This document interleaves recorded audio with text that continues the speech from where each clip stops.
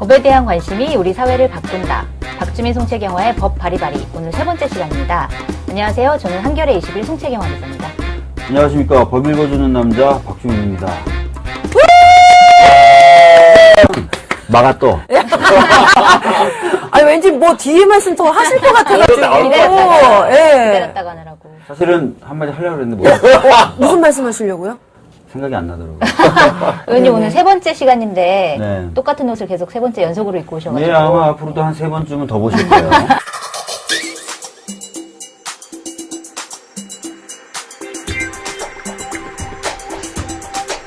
근데 그 한 번 양복 입으시면은 얼마큼 입으시는 거예요? 보통 한 달 반, 2달이고요. 안 빨고요? 저희 어머님이 그래서 2주에 한 번씩 오셔가지고, 네. 그 청소도 좀 해주시고, 밀리 빨래가 있으면 빨래도 좀 해주시는데, 포스트잇을 그래서 꼭 좀 붙여놓고 가세요. 떠나실 때. 이번에는 옷 좀 갈아입어. 옆 사람이 냄새 난다 그러면 어떡해. 어머. 어느 지경이 돼야 갈아입으시는 건가요? 겨드랑이가 하얘질 때까지. 예. 원래 속옷은 우리 아니신 박주민 거죠? 의원님은 그 길거리나 어디에서나 주무셔야 되기 때문에 네. 옷이 너무 좋거나 자주 바뀌시면 좀 안 되죠, 그렇죠? 아니 그것보다도 사실은 밤에 들어가서 또 아침에 일찍 나올 때 그 사이에 옷을 갈아입는다는 게 너무 저한테는 좀 귀찮은 일이고요. 그럼 한 5초면 갈아입지 않나요? 네. 계속 지적하시는 거 보니까 냄새가 났나 봐요. 아직 냄새는 안 나는데. 아, 그런가요? 아침마다 냄새는 체크하거든요. 역시. 이렇게 하시면서. 네. 깔끔한 남자? 광고 네. 들어오나요 이제? 그럼요. 페브리즈! 턱다리가도 냄새가 안 나요? 오늘 출연자 소개해드려야 될 것 같은데요. 지난번 1회 때 나오셨던 표창원 더불어민주당 의원님 나오셨습니다. 안녕하세요. 네, 저하고 반대되는 평가를 받으시는 분이에요. 네. 그 센스가 있다. 옷을 입으시는. 오늘도 얼마나 멋지게 입고 근데 이제 오셨어요. 주로 사모님이 그렇게 코디를 잘해주신대요. 네, 역시. 사실은 저는 패션 테러리스트예요. 혼자 놔두면 이상하게 입어요. 네. 뭐 색깔도 못 맞추고. 네. 다 이제 아내가 이렇게 골라주니까. 솔직히 저는 오늘 표 의원님 입으신 바지를 보여드리고 싶어요. 바지 한번 보여주세요. 되게 얼마나 유행이 될 수 있어요. 궁금하시겠어요. 와. 와. 유시민 의원이 유행시키. 네, 너무 멋있으십니다. 색깔 매치가 네. 훌륭합니다. 고맙습니다. 네. 근데 표 의원님이 그럼 거의 반고인가요? 반고가 뭐예요? 반고정. 아니, 반고 아니고요. 네, 반고 아니에요? 3분의 2 고정이에요. 3분의 2고. 3회 했는데 2번 나오셨거든요. 네, 그러네요. 이제까지는. 네. 네. 또 소개를 해드려야 되는데, 방송인 곽현아 씨 나오셨습니다. 오늘부로, 고정이 되죠. 네, 고정 패널로. 축하드립니다. 감사해요. 네. 좀 격렬하게 축하해 주실 줄 알았는데. 그렇죠. 티셔츠 찢고 이런 거 좀 해주실 줄 알았는데. 뭐 없어서 찢어야 좀 갈아입으실 것 같은데. 네, 제가 여기 고정이 된 만큼 정말 최선을 다해서 저희가 그 팟캐스트계에 정말 혁신을 일으킬 수 있도록 제가 이 몸 하나 불사르겠습니다. 좋습니다. 네. 감사합니다. 곽현아 씨 없으면 우리 프로그램 별로 재미없을 것 같아요. 맞아요. 주변에서 그러더라고요. 힘내겠습니다. 네, 감사합니다. 안 대신 굉장히 조용한 그런 예. 방송이 될 것 같아요. 네. 그 법이 좀 재미없잖아요. 네, 맞아요. 딱딱하고. 네. 이걸 왜 하자 그런 거예요, 도대체? 이 프로그램의 시작 취지를 알 수 없어요. 법에 대한 관심이 사회를 바꾼다. 정치를 바꾼다. 사회를 바꾸기 위해서 네. 재미없어도 참아라 시청자들은. 그렇죠. 그런 취지로 시작했으나 다행히 곽현아 씨와 또 나름의 유머를 겸비하신 우리 의원님께서 그래서 살려주고 계십니다. 그 법으로 사회를 바꾼다잖아요. 근데 진짜 재미없으면 법으로 사회자 바꿀 거예요. 재밌다. 아재 개그도 아니고. 뭐지 이거? 아중 개그. 아중 개그, 독신 개그, 독신자들이 하는 개그.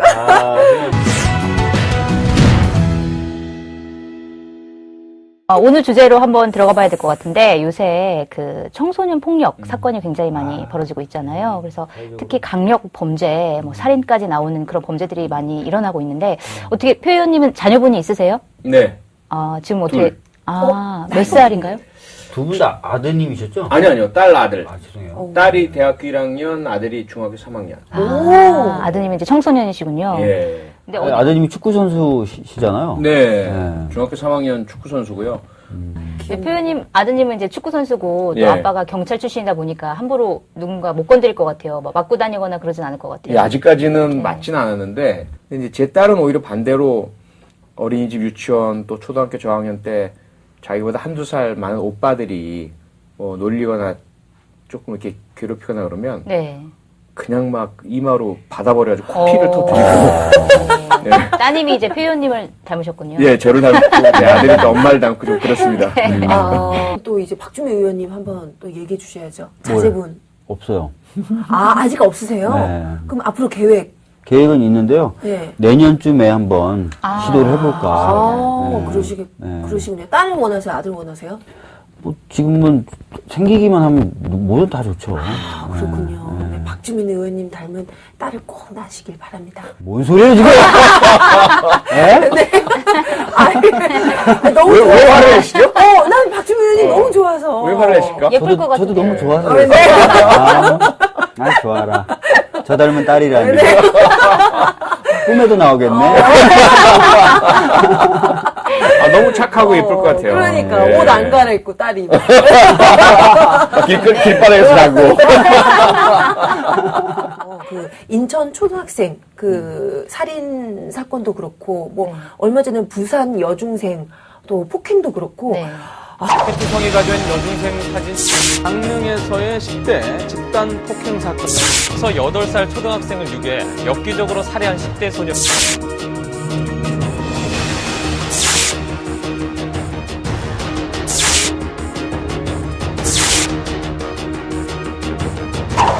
정말 많은 분들이 놀라셨는데 그래서 요즘 이 법에 대한 관심이 굉장히 네, 높아졌다면서요? 굉장히 높죠. 소년법이라고 이제 소년법 개정안이 여러 의원들 사이에서 이제 개정안이 발의가 됐고 이제 표창원 의원님 같은 경우에는 이제 올해 11월에 그러니까 종합적인 이제 소년법을 개정을 해가지고 발의할 예정이시라고 들었습니다. 네네. 그 소년법 뭐 내용이나 이런 것들은 좀 한번 설명을 해주신다면.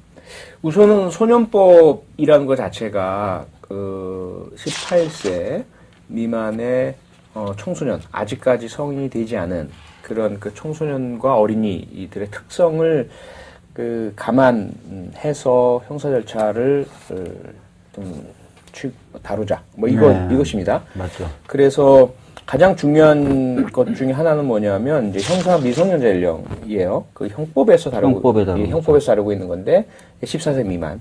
근데 여기에다가 이제 촉법소년이라는 개념이 있죠. 형사 미성년자 중에서 특히 그 형사 처벌은 못하지만 보호 처분을 할 수 있는 연령. 뭐 이렇게 좀 나누고 있고요. 네. 또 하나는 그런 청소년기의 특성을 반영을 해서 형사 처벌보다는 보호 처분을 하도록 하자.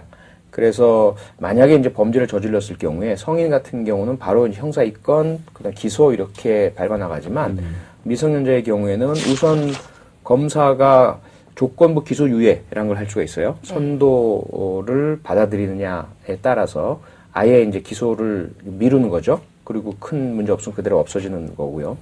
그 다음에 이제 일반 형사 법정이 아니라 소년 법원, 그러니까 가정법원이나 지방법원의 소년부에서 전담 판사가 일반 형사법원과는 다른 형태로 그 심리를 합니다. 가장 강한 처분이 소년원에 가는 거죠. 소년원에 이제 2년까지 가는 것이고요. 최대 기간이 2년. 최대 기간이. 네. 그리고 또 소년법의 특징 중에 하나는 임기 구속을 하지 못하도록 정하고 있어요. 네. 거기에다가 이제 특히 그 59조 같은 경우는 강력 범죄를 저질렀을 경우에도 사형이나 무기징역형은 내리지 못하도록 하고 있고 최대 15년형을 내리도록 하는 이러한 이제 제한 규정들이 있는 거죠. 그러다 보니까 그 최근에 인천 사건, 부산 사건들을 접하면서 많은 분들께서 이게 다 소년법 때문에 미약한 형벌이 내려지고 그 미약한 형벌로 인해서 계속해서 반복해서 범죄가 일어난다라는 그런 그 생각들을 하신 분들께서 소년법 폐지 청원을 하는 그런 이제 상황에 도달하게 된 것이죠. 그 개정안 발의된 그 내용을 보면 주로 지금 이제 촉법 소년이라고 불리는 그 나이대가 10살에서 14살 미만까지잖아요. 근데 그거를 좀 줄여서 12세 미만으로 하자. 그러니까 이렇게 연령을 줄이는 것에 대해서는 조금 어떻게 생각하시고? 그 문제가 사실 일단은 사회적 논의가 필요하다고 생각을 해요. 네. 왜냐하면 정답이 있지는 않거든요. 맞아요. 형사 미성년자 연령이라는 것이 우리나라나 일본, 독일, 우리가 이제 그 독일 법계를 개수하면서 받아들인 건데, 그런 나라들은 14세예요. 네. 그런데 영국 같은 경우는 10살, 10세. 그 다음에 훨씬 어리네요. 예, 영국은. 스코틀랜드는 또 8살. 네. 그리고 미국 같은 경우는 주에 따라 또 다 달라요.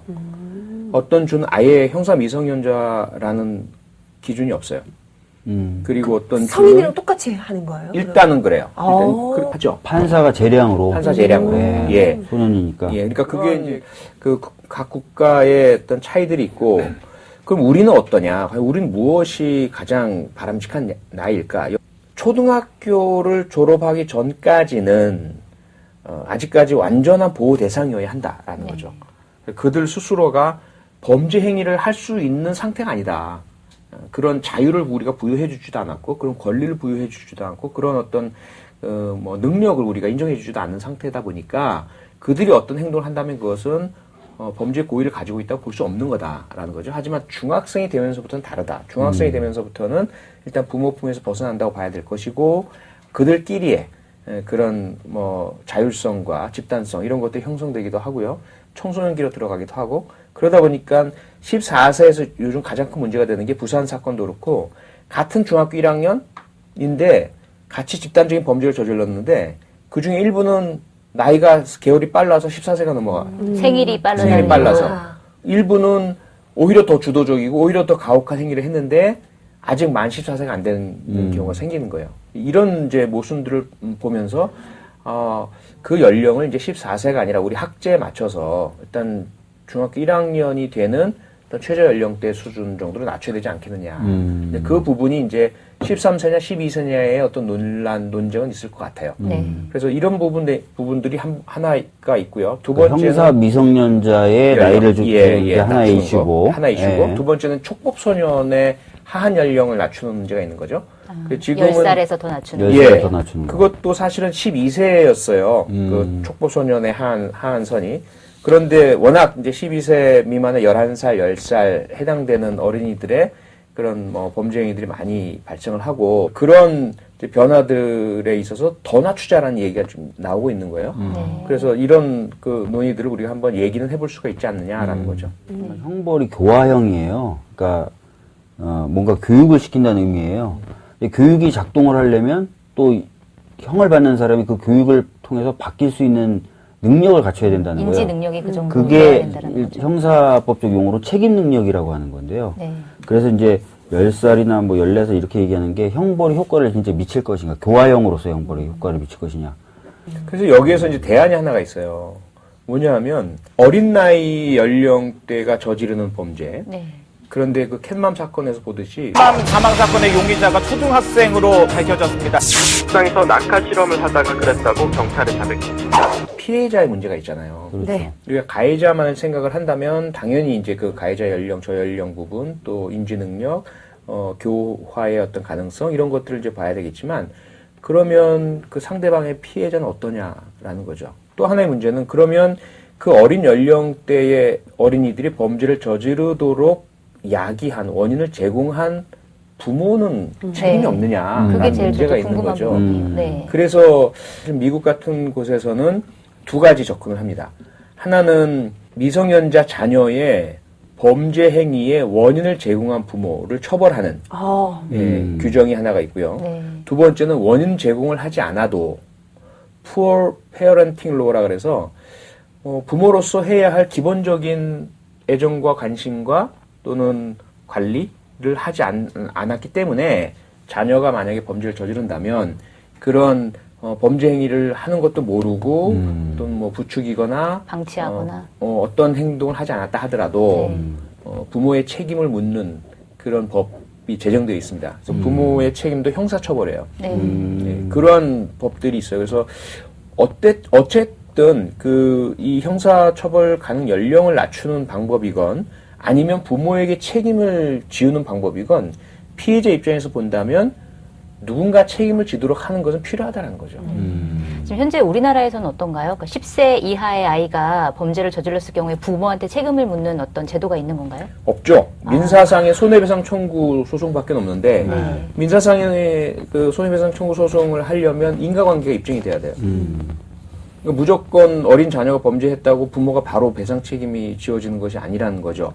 지난번에 저한테 그 들어온 민원 중에 하나가 뭐냐면 8살 초등학교 1학년 자녀래요. 근데 수영장에서 뭔가 시비가 붙었대요. 다른 자녀하고. 근데 그 엄마가 자신의 그 아들한테 너는 형사 미성년자라서 아무런 처벌도 안 받으니까 가서 저놈 주워 패버려. 이렇게 어머. 얘기를 하더라는 거예요. 정말요? 예, 그걸 또 명시적으로 얘기를 하면서. 그래서 그 엄마가 너무 깜짝 놀라가지고 어머. 만약에 이제 그러한 일들이 아주 예외적인 경우이긴 하지만 우리 사회에서 벌어지고 있는 이 현상에 대해서 뭔가 부모들이 자신의 자녀의 행동에 대해서 책임을 진다는 그러한 어떤 그 법적인 기준은 필요할 것 같아요.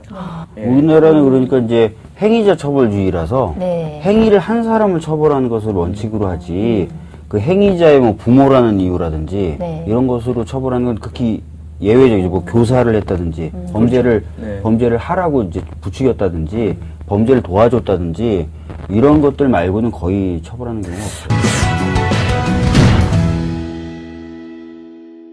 그게 사실은 소년법만으로 되는 문제가 아니에요. 네. 이 사건들을 한번 들여다보면 왜 그러면 인천 사건, 왜 부산 사건, 왜 강릉 사건이 났느냐. 첫 출발은 저는 가정이라고 봅니다.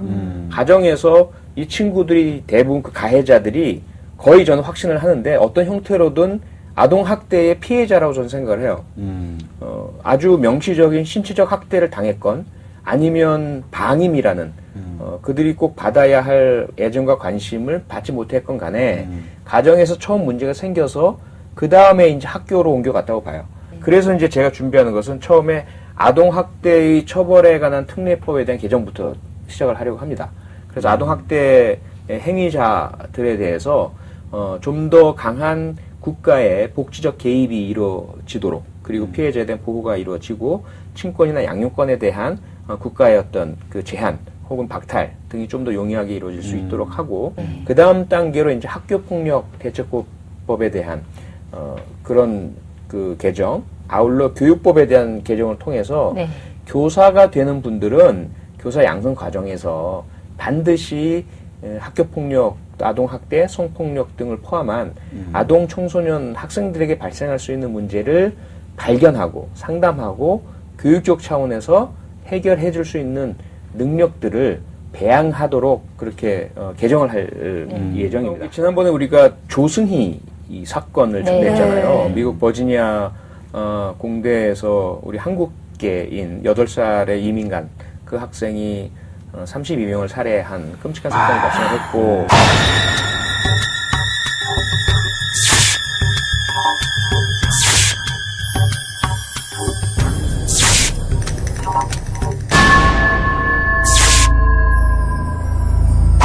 사건을 들여다본 미국 사회는 그 원인이 학교폭력에서 시작됐다는 것을 발견을 합니다. 외국에서 이민 온 영어의 서툰 그리고 외모가 다른 학생들과 다른 이 조승이라는 어린 학생에 대해서 그가 갔던 미국의 초등학교에서는 따돌림을 한 거죠. 불링, 놀리고 거기서부터 아이가 상처가 생긴 거예요. 그리고 가정에서는 그것을 풀어내주지 못했고 그 문제를 발견을 하면서 이 조승희에 대한 비난만이 아니라 문제 원인을 찾아 들어가서 학교 폭력에 대한 근본적인 해결책들을 적용하기 시작을 합니다. 그래서 우리 같은 경우에는 그동안 너무 학교라는 현장은 교육이라는 것은 수월성, 경쟁, 입시, 진학 여기만 초점이 맞춰져 있었던 거죠. 그 이외의 학생들의 인성 발달, 보호, 폭력의 문제, 따돌림의 문제 이 부분을 교육 차원에서 해결하려는 노력들이 사실은 그동안 너무 없었다고 볼 수 있어요. 이 해결이 일단 돼야 돼요. 그 다음에 이제 학교에서 그럼에도 불구하고 다 소화는 안 될 거 아니겠어요? 이 부분 이제 소년 사법 체계 내에서 다뤄줘야 되죠. 이 부분이 이제 소년법의 영역입니다. 그럼 소년법이 뭐가 문제냐? 1호부터 10호까지의 그 처분, 형사처벌 대신에 내려지는 이 처분들이 소년원을 제외하고는 실효성이 없다는 거예요. 소년원이 가장 센 처분. 가장 센 처벌이고 그마저도 상한이 2년입니다. 최근에 이제 그 천종호 호통 판사님. 호통 판사님. 네, 네. 굉장히 유명하시죠? 입니다. 아니, 여기 자기들끼리 문이 지금 일진 아닙니까? 그게 바로 일진이에요. 그걸 모르고 있으면 교육 어떻게 시킬까요? 이분의 말씀은 2년이 너무 짧다라는 거죠. 아, 소년원의 교화시키기에는 예. 교화시키는 기간에는 예, 그래서 그 상한을 좀 늘려달라라는 그런 요청을 하고 계시는 거고, 그 전 단계에서 그러면 소년원만 있으면 어떻게 해요? 다른 10가지가 사실 마련된 건데, 그 경중에 따라서. 네. 근데 그 10가지의 가장 핵심은 뭐냐면 보호관찰관이에요. 아, 보호관찰, 이번에도 문제가 됐었죠. 예, 보호관찰관이라는 사람이 독특한 영역의 역할입니다. 이 청소년 범죄자나 아니면 집행유예 형을 선고받은 사람들, 이 사람들이 사회 내에서 생활하면서 교화가 되고 사회에 적응하고 범죄를 저지르지 않도록 도와주는 역할인데, 그 사람들의 숫자가 너무 작아요. 전국에 있는 보호관찰관이 평균적으로 한 분이 130명을 담당을 합니다. 130명, 근데 한 이거 명이요? 제대로 관리를 못하거든요. 이게 어떻게 관리가 되겠어요? 네, 이번에 부산 여중생 사건도 그래서 보호관찰 대상이었는데 상태였어요. 부모에 대한 교육은 없나요? 그게 없어요. 그러다 보니까 네. 이제 그런 부모의 책임, 부모가 교육을 받거나 혹은 부모가 잘못한 부분에 대해서 처벌을 받거나 배상을 하는 이런 부모 책임 영역을 소년법 개정안에 넣고자 하는 거죠. 아, 넣으실 예정이시군요. 예, 예. 근데 이제 그 부분에 있어서 약간 걱정되는 것도 있긴 있어요. 그러니까 사실은 예방을 위해서는 가정이 잘 돼야 되고 부모들의 역할을 중시하는 것도 좋은데, 그 부모에게 어떤 벌금, 과태료 같은 거 물리는 것이 오히려 이 부모가 이 자녀들에게 더 가혹하게 대하게 되는 하나의 심리적인 동기가 된다든지 유인이 될 수도 있지 않겠나 하는 생각이 좀 드는데요. 우리가 이제 가정보호, 아동보호 혹은 그런 가족 관계 내에서의 개선을 하고자 하는 것이잖아요. 그런데 그러한 개선을 위한 접근이 제재나 처벌이 전제되지 않을 경우에 실효성을 담보 못한다는 문제가 있어요. 아, 무슨 얘기가 있어요. 그러니까 먼저 예. 교육을 받아라. 그렇죠. 무조건 교육을 선행하되 교육을 안 받거나 의무를 이행하지 않으면 넌 처벌될 수 있다라고 해서 교육의 효과를 높이겠다. 그렇죠. 제가 뭐 큰 도움이 되려는지 모르겠지만 그 교육 내용에 대해서 한번 생각을 해본 적이 있어요. 큰 도움이 될 것 같아요. 그런 거죠. 우리 아이가, 그리고 부모가 제대로 역할을 못했을 때, 그리고 우리 아이가 범죄를 저질렀을 때 그 이후의 상황이 어떻게 되는지를 정말 여과 없이 현실적으로 보여주는 비디오가 하나 만들어졌으면 좋겠어요. 그래서 흡연자 금연할 때 보여주는 그런 비디오. 그렇죠. 막 폐 다 썩고 막 이빨 이게 다 나가고 이거 보면 왜 그래 전 조심해야 되겠다. 사실 그런 거 보고도 담배 피는데. 그렇죠. 뭐 그렇긴 하지만 자기 자식 얘기면 또 그렇죠. 달라요. 자기 예, 자신이면은 그렇죠, 뭐 그렇죠. 근데 한데. 좀 약간 정말 현실적인 그런 내용. 그러니까 예를 들자면 피해자의 마음 그리고 이후에 범죄를 저질렀을 때 당신네들의 삶이 어떻게 바뀔 것인지 경각심을 일으킬 수 있는 아주 초강력 교육 비디오가 하나 만들어져야 된다. 그러니까 미국 캘리포니아에서 실험을 해본 거예요. 그 청소년 범죄자들에 대해서 청소년 범죄자들만을 자꾸 처벌하고 뭐 교육 프로그램 보내고 해봐야 또 재범한다는 거예요. 네. 그래서 뭘 했냐면 부모와 같이 교육을 시킨 겁니다. 부모들의 동의를 받아서. 교육 프로그램을 그렇게 같이 운영해도 괜찮을 것 같은데요. 그러니까요. 네. 근데 거기서 이제 뭘 발견했냐면 부모들, 그 청소년 범죄자들의 부모들이 대부분 마음은 있는데 어떻게 아이들에게 교육을 해야 될지 모르고 있더라는 거예요. 네. 부모 기술이라고 흔히 이야기를 하잖아요. 그러니까 자기들의 감정도 조절하지 못하고 네. 자기들이 화날 때 아이들에게 화를 오히려 전가시키고 아이들이 문제가 있을 때 그 문제를 발견하고 들어주는 방법을 몰랐다는 거예요. 마음은 있는데. 그래서 그걸 이제 서로 둘이서 대화를 나누는 것부터 시작을 해서 그냥 아주 평범한 어떻게 상대방의 말을 듣는지 그리고 내 말을 감정을 표현하기 전에 참고 기다리는 것 이런 것부터 시작을 했더니 재범률이 확 떨어졌다는 이야기거든요. 그래서 예를 들어 우리가 과거에는 대가족이었잖아요. 대가족 제도 하에서 자연스럽게 학습이 되는 거예요. 어떻게 자녀에게 모범을 보이고 네, 혹은 할아버지 할머니한테 배우고. 예, 지켜보고. 그런데 이제 그것이 핵가족화가 되면서 단절이 되어버리거든요. 그러면서 우리가 자연스럽게 다 부모가 되면 뭐 당연히 아이들을 어떻게 키우는지를 알 것처럼 생각을 하면 맞습니다. 사실 그렇지 않아요. 네, 그렇지 않죠. 네. 맞아요. 기저귀를 가는 맞아요. 것부터 시작해서 잠 재우는 것부터 시작해서 아무것도 몰라요. 맞아요. 정말 그러니까요. 고립돼 있어요. 저도 육아휴직 네. 기간에 아무도 도와주는 사람 없이 남편이랑 둘이만 애를 키웠는데 아무것도 모르겠는 거예요. 근데 이게 가족이 진짜 대가족이면 다들 이제 알려주잖아. 여기서 알려주고 여기서 알려주고. 대가족이 하는데 이러잖아요. 애가 약간 삐뚤어지면 나도 그렇게 아범도 그때 그랬다. 아무것도 아니야. 차라리 근데 나도. 그러니까 저는 아무것도 모르니까 이렇게 되는 거지? 되는 건가? 한 거에 대한 의문이 너무 많이 들어요. 근데 그걸 도와줄 사람이 아무도 없더라고요. 그 문제는 그러면 핵가족이 된 상태에서는 누가 무엇을 어떻게 해줘야 될까? 이 공교육 체계에서 해줘야 되는 것이거든요. 자연스럽게 생활하면서 가족에서 배우지 못하니까 학교에서 그것을 수렴해줘야 되는데 우리 공교육에서는 어떻게 그 좋은 부모가 되는지를 단 한 줄도 가르쳐주질 않아요. 네. 그게 문제인 거죠. 네, 그래서 이 부분이 바뀌어야 돼요. 그게 학교에서 못 해주면 사회교육이 돼야 되는 거죠. 저는 오히려 부모가 되기 직전의 사람들 혹은 부모가 될 예정인 사람들 그런 사람들 교육도 함께 이루어지면 좋을 것 같아요. 맞습니다. 맞습니다. 굉장히 그러니까 그게 참 안타까운 게 이제 제가 영국에서 공부를 할 때 이제 제 아내가 임신을 했어요. 저도 저런 말을 좀 해봤으면 좋겠어요. 영국에서, 제가 미국에서, 어디에 주로 계셨어요? 저기 맨날 그, 은평구. 은평구. 그 얘기, 그러시면 중랑구, 되죠. 여기서, 제가 이렇게, 저 중랑구에서 공부할 때. 그렇게 하세요. 바다에서 공부할 때요. 은평구랑 달라요. 그러면. 용인이 참 좋아요. 뭐 이런 거. 네네. 깜짝 놀란 게 처음에 이제 임신을 한 사실을 알고 병원에 가서 그 사실을 확인하고 난 다음부터 이 산모를 도와주는 분이 국가에 지정돼서 집을 오시는 거예요. 아, 진짜 와요? 무료로. 지정돼요. 예, 무료로. 네. 왔어요? 아, 전혀 없었습니다. 영국에서. 아, 영국에서. 네, 영국에서. 영국에서. 그게 오셔가지고는 산모의 건강을 다 체크를 하고 어머나. 철분, 뭐 미네랄 우리 하나도 모르는데 꼭 필요한 것들을 주고 상담을 또 받아요. 그러면서 아이가 나오면 우리는 이제 그 한국에서 낳지만 영국에서 나오면 아동 수당이 바로바로 지급이 돼요. 그러면서 아동 수당을 주니까 그에 따라서 부모에게 조언도 하고 따르라는 권고도 해요. 맞아요. 그럼 그건 우리가 아동수당을 돈을 받으니까 네. 의무감이 생겨서 그걸 따라가게 돼요. 그러니까 자연스럽게 부모 교육이 가능해지는 거죠. 그러니까 이제 우리 문재인 정부에서 아동수당을 처음으로 지급하기 시작하지 않습니까? 네. 그건 저는 너무나 잘한다고 생각을 해요. 아, 그러면은 우리도 아동수당과 좀 연계를 약간 해서 네. 너무 좀 치사한 것 같을 수도 있겠네. 하여튼 뭐 좀 해서 연계. 교육받을 수 있는 기회를 네. 좀 주고, 그래서 교육을 좀 많이 받으면 약간 인센티브를 좀 더 수당에서 준다든지. 좋다. 그런 괜찮다. 식으로 해가지고 부모 인센티브. 부모 교육 이수 인센티브. 그런 거. 뭐 이런 네. 것들 좀. 제가 해가지고 그 당시에 사실은 우리 정책위원회 제 부의장 할 때 네. 그런 안을 얘기를 했다가 아, 하셨어요? 근데 왜? 복지는 그런 게 아니에요. 라는 말씀을 왜요? 되게 아니, 저걸 아니, 너무 안 왜요? 아니, 복지를 뭐 보편적 복지를, 보편적으로 예, 조건 없이. 하면서도 더 뭔가 좀 협조해 주시는 분에게 약간의 인센티브를 드리는 거는 괜찮잖아요. 그렇죠. 더 그러니까요. 효과적으로 예, 이렇게 예. 할 수 있고 네. 또 동기부여도 될 수 있잖아요. 네. 일종의. 사실 이제 교육 얘기가 나서 저 또 갑자기 또 이 생각이 드는 건데요.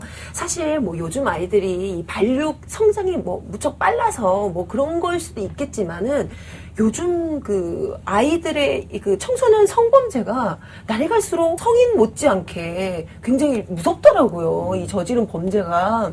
그래서 저는 좀 우리 성교육도 좀 아이들을 맞아요. 좀 제대로 시켰으면 좋겠다는 생각이 굉장히 많이 들거든요. 아니, 제가 요즘에 정확한 수치인지 모르겠는데 첫 성경험 연령이 13세래요. 초등학생들이 그런가요? 많이 13세라고 한대요. 그러는데요. 그래서 네. 그럼에도 불구하고 성교육은 70년대, 80년대 이루어졌던 내용, 그 다음에 굉장히 좀 나이가 돼야만 성교육을 하는 시기 되니까 전혀 어떤 교육과 도움 없이 네. 첫 성경험을 다 한다는 거예요. 충격적이죠. 네, 안타깝네요, 그러니까 진짜. 그런 부분도 좀 좀 네. 의원님들이 네, 좀 주세요. 한번 좀 도와주세요. 제가 이 얼마 전에 TV에서 저희 그 탤런트 그 배우 선배님이 이런 아이디어를 내셨는데 아이들을 위한 야동을 만들자. 오. 이게 나온 거예요. 네. 왜냐하면 사실 아이들은요 야동을 봐요. 네. 일일이 적어주세요. 그건 아닙니다. 그건 그건 전혀 그건 아니에요? 잘못된 네. 접근이고요. 아 그래요? 아까도 표정이 별로 안 좋으셨어요. 그러니까 표정이 굉장히 심각하시더라고요. 그거는 네. 위험한가요? 담배를 맛있게 피는 법을 알려주는 것 같은 아, 접근이에요. 그런가요? 그건 성을 부추기는 것이어서는 안 되는 것이고요. 자, 그렇다고 지금 말씀하셨어요. 예, 성의 그러니까 아닌 걸로. 이게 성폭력의 본질은 성이 아닙니다. 폭력입니다. 네. 그러니까 상대방을 내가 마음대로 지배 정복하고 유린하는 것이 문제거든요. 사실은 이 성교육의 가장 중요한 것은 상대방을 존중하는 태도예요. 그렇죠. 그리고 상대방을 존중하면 성폭력을 할 수가 없죠. 할 수 없어요. 그러니까 그게 이제 성에 대한 호기심은 별도로 두는 것이고 성에 대한 호기심은 자연 발생적으로 생길 수밖에 없어요. 그걸 우리가 좋은 아름답고 예쁜 또 성교육 비디오를 만들어서 야동을 해줄게. 이건 사실은 조금 그 지나친 접근이고요. 그거는 그러니까 그 사적인 영역으로 남겨줘야 돼요. 네. 그러니까 여기서 우리가 이제 성교육이라는 것을 할 때는 성에 대한 기본 지식을 전파하는 것들은 필요하죠.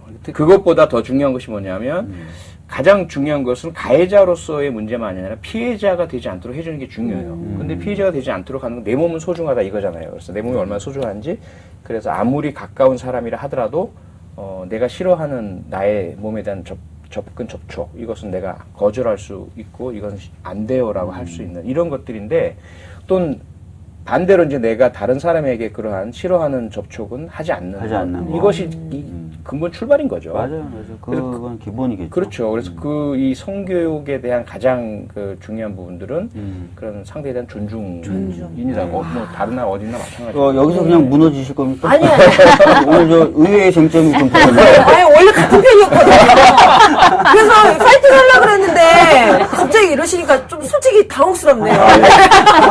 내부 총질. 네, 그럼 부드럽고 따뜻한 야동은 제가 볼게요. 제가 보는 걸로 할게요. 청소년 범죄도 사실 성범죄가 포함되어 있는 거잖아요. 그럼요. 지금 요새 나오는 거는 이제 성범죄는 아니었지만 어쨌든 폭행만 나와 있지만 사실은 알고 보면 성범죄도 굉장히 많기 심각하죠. 때문에 그런 거에 대한 교육도 분명히 맞습니다. 이제 들어가야 될 것 같아요.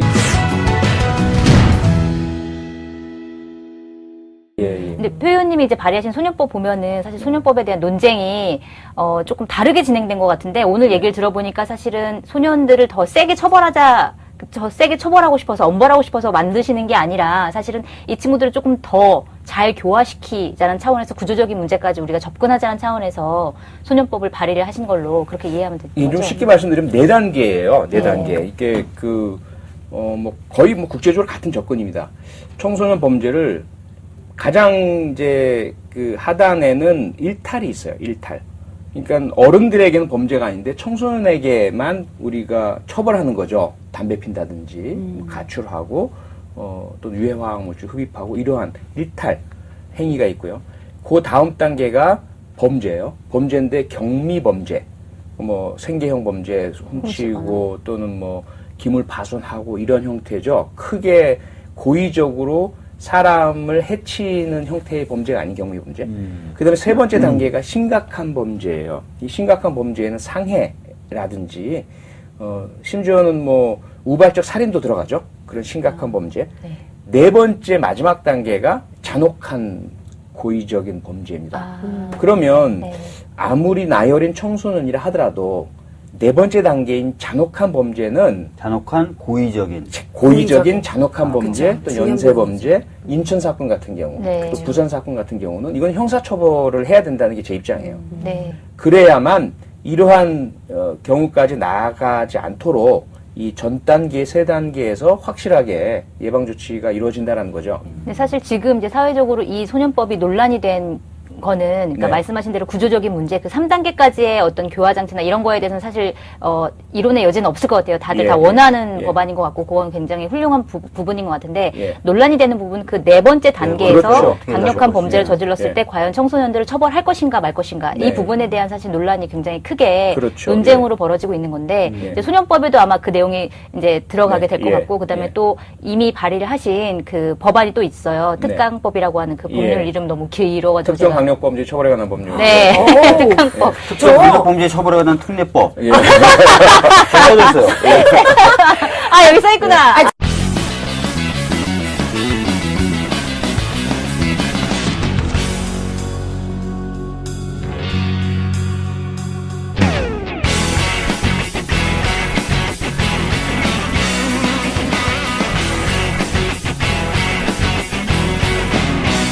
이게 상당히 논란이 있어요.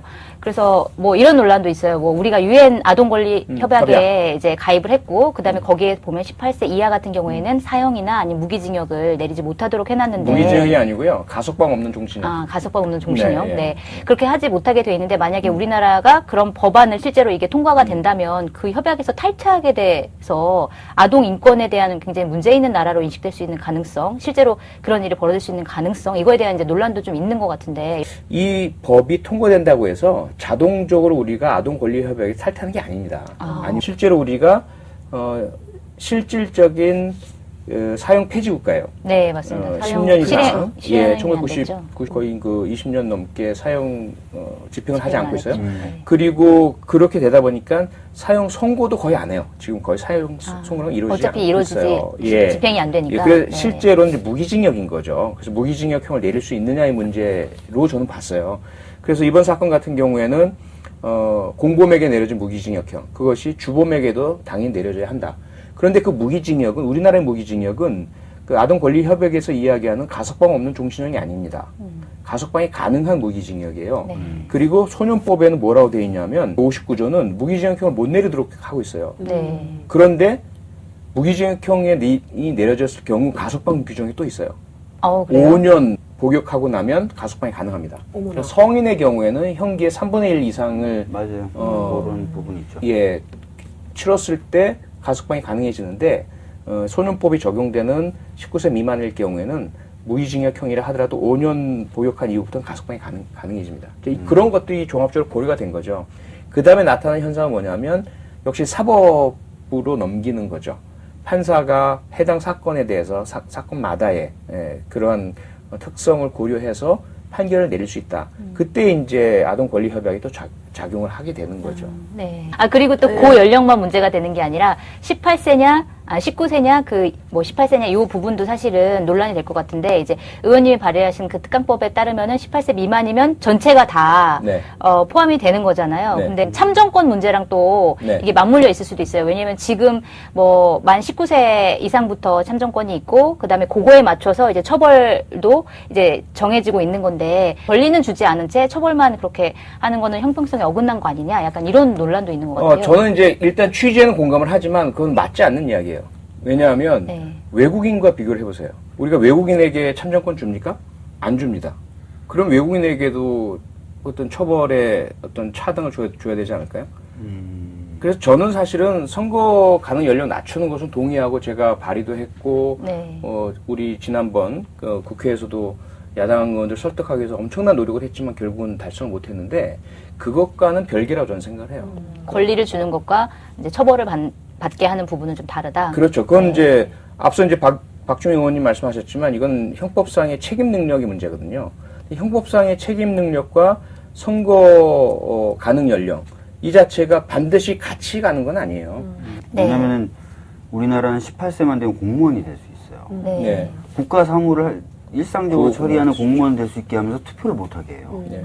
요 문제가 이게 또 맞지 않네. 네. 그 문제가 항상 거기에 맞는 건 아닌 것 같고요. 16세면 또 결혼할 수 있지 않나요? 부모의 맞습니다. 동의 부모의 없이? 동의를 얻으면 네. 부모의 동의 동의를 없이는 얻으면? 18세. 18세인가요? 그리고 운전면허 취득이라든지 세금 납부, 군대 복무 다 18세면 다 되는데 사실 그래서 전체적으로 이 청소년 또는 네. 청년의 능력 기준, 자격 기준이라는 게 뒤죽박죽돼 있고 네. 뒤죽박죽돼 있다고 하더라도 주로 18세에 맞춰 있는데 네. 선거 연령만 19세로 올라갔어요. 네. 그런 게 좀 답답한 그럼 거죠. 선거 여기 또 하나의 문제가 있어요. 뭐가 있냐면 지난번에 그 연예기획사 대표 40대인데 맞아요. 그 16살 중학생이었죠 아마. 네, 연예인 지망생과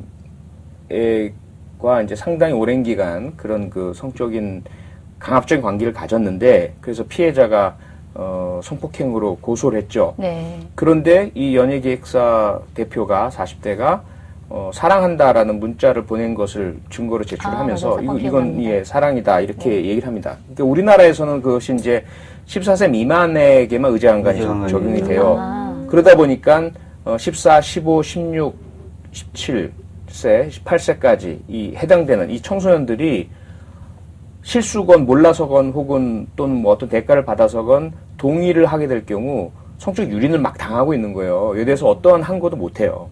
그러니까 그런 부분들이 있어요. 그러니까 이 연령이라는 것 자체가 그런 어떤 뭐 절대적 기준이 있는 건 아니고 한쪽을 보면 다른 쪽을 봐줘야 되거든요.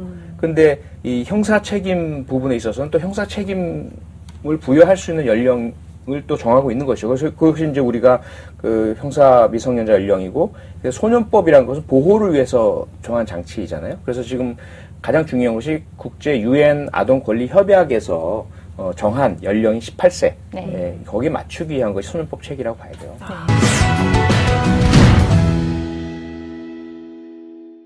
엄벌주의가 사실은 재범률을 낮추거나 혹은 적으로 이제 범죄를 예방하는 효과가 거의 없는데도 불구하고 굳이 이렇게 엄벌을 해야 되냐라는 이제 의견도 있는 것 같아요. 이거에 대해서는 조금 어떻게 생각하세요? 그 이제 범죄학에서 이야기하는 일반 예방과 특별 예방입니다. 일반 예방이란 것은 일벌백계죠. 쉽게 말하면 국민들 전반에게 이런 범죄를 저지르면 이런 벌을 받으니 범죄를 저지르지 마시오. 위하 효과라고 합니다.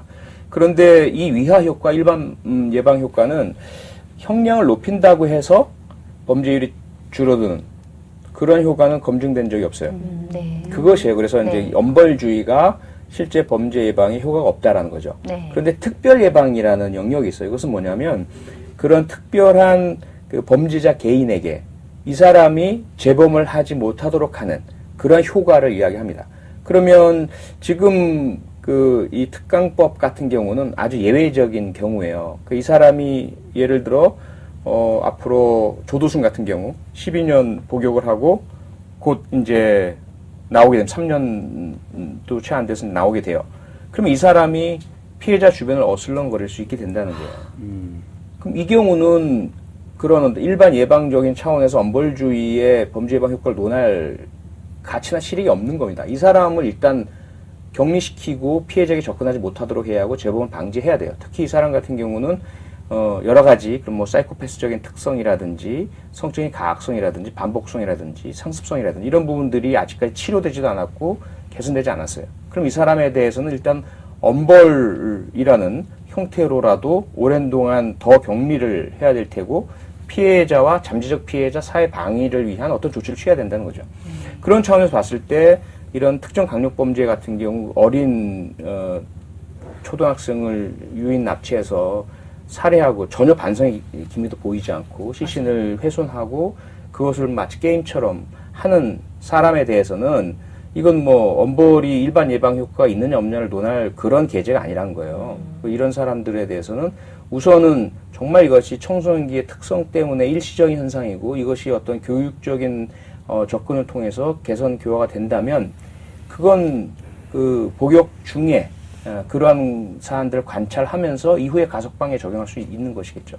그 전에 우선은 형량을 내릴 때는 전체적으로 이런 범죄를 저지르면 이렇게 큰 벌을 받습니다. 라는 것을 알려주는 그런 의미가 아니라 바로 이 특정한 개인에 대해서는 재범을 방지하고 피해자 유가족에게 어떤 그런 피해 회복을 위한 조치도 필요하고 또는 잠재적인 다른 피해자에게 또다시 범죄를 저지르지 않도록 하는 그런 사회 방위적인 의미에서 그런 중형이 필요하다는 이야기입니다. 근데 표창 의원님은 정말 빈틈이 없으시네요. 진짜 빈틈 없으시네요. 네, 사실 제가 혹시나 해서 준비를 많이 해왔거든요.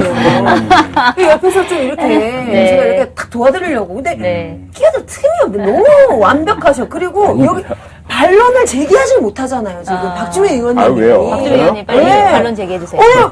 왜 반론 제기하지 않으시는 거예요? 원래 우리 오늘 2대2로 붙기로 했잖아요. 화면 잠깐 꺼주세요. 뭐 사회 방위적 측면, 뭐 사회 방위론 뭐 이런 얘기들이 많이 있는데요. 특별 예방 관련해서. 근데 사실 이제 특별 예방 관련돼서도 엄벌이 그렇게 효과가 있지 않다라는 연구도 많아요. 그래서 이제 과연 엄벌이라는 것이 일반 예방과 특별 예방 다 통틀어서 과연 효과가 있느냐 이런 부분에 대해서는 끊임없이 이제 의문이 제기되고 있어서 그런 부분에 대해서 좀 특히 이제 어떤 특이한 성향을 갖고 있는 분들에겐 좀 중환형을 했다고 해서 바로 그런 특이한 성향이 없어지거나 그런 건 또 아니고. 근데요. 박 의원님께 제가 질문을 드릴게요. 뭐냐면 지난번에 있었던 우리 이재용 씨 같은 경우에 엄벌이 필요하다고 보세요? 아니라고 보세요? 이재용? 네. 이재용 삼성 부회장이요. 삼성 부회장. 이재용 대답해 보시죠. 5년형이 적정하다고 보세요? 저 5년형 적정하지 않다고 봤죠. 더 많아야 된다 보시죠? 네. 아동 성폭행 가해자들에 대해서는 어떠세요?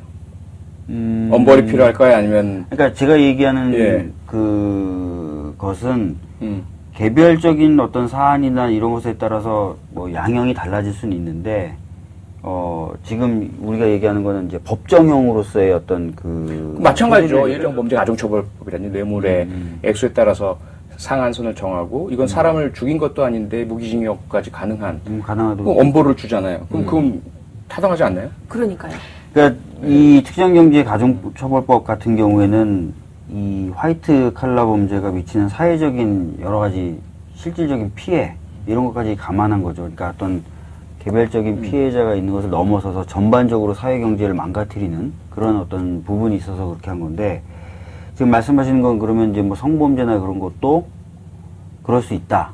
그러니까 그러니까 이 논쟁이 어디서 생겼냐면 아동 대상 성폭행의 경우에 과거에는 특별한 법이 없었어요. 그렇죠?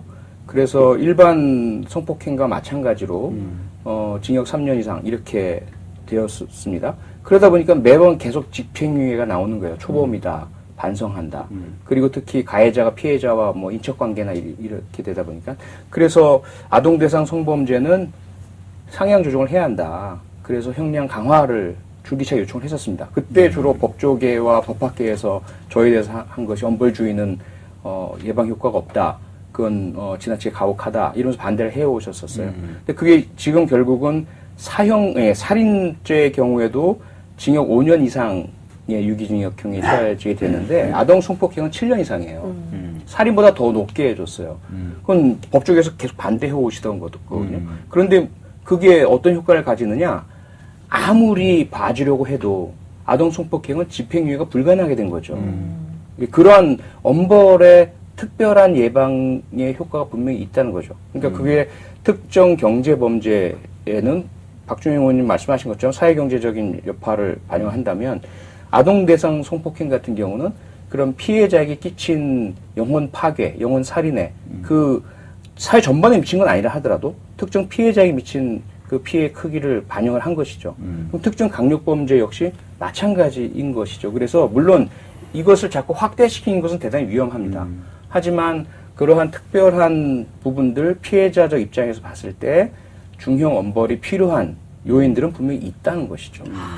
근데 저는 약간 그 엄벌주의에 대해서도 저는 약간 이제 과연 효과가 있느냐라는 것도 약간 의문이긴 하고 그다음에 한 가지 더 생각해봐야 될 게 이게 대상이 청소년이잖아요. 그러니까 이재용과는 분명히 다른 부분이 있고 청소년인데 저는 그 반성하지 못하는 모습 그런 식으로 폭행을 저지르는 모습 자체가 미성숙하기 때문에 그럴 수 있었다라는 생각이 들거든요. 그렇기 때문에 이 존재 자체가 성인이 그랬으면 당연히 자기가 책임져야 될 거고 다 아는 사람들이기 때문에 뭐 문제가 되고 처벌을 강하게 할 수 있겠지만 근데 청소년의 아직 자기네들이 무슨 심각한 일을 저질렀는지 모르는 상황 그리고 그 사진을 돌려보면서 웃고 있는 그런 것 자체가 저는 미성숙함을 이제 보여주는 부분이라고 생각해서 그러니까 오히려 교화형이라는 네. 목적에 비춰봤을 때 이제 나올 수 있는 네. 얘기죠.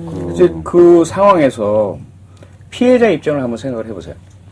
피해자가 봤을 때 그들은 어린 사람들이 아니에요. 가해자들이. 피해자가 봤을 때 그들은 전지전능한 사람들이에요. 자신의 생사 여탈권을 쥐고 있어요.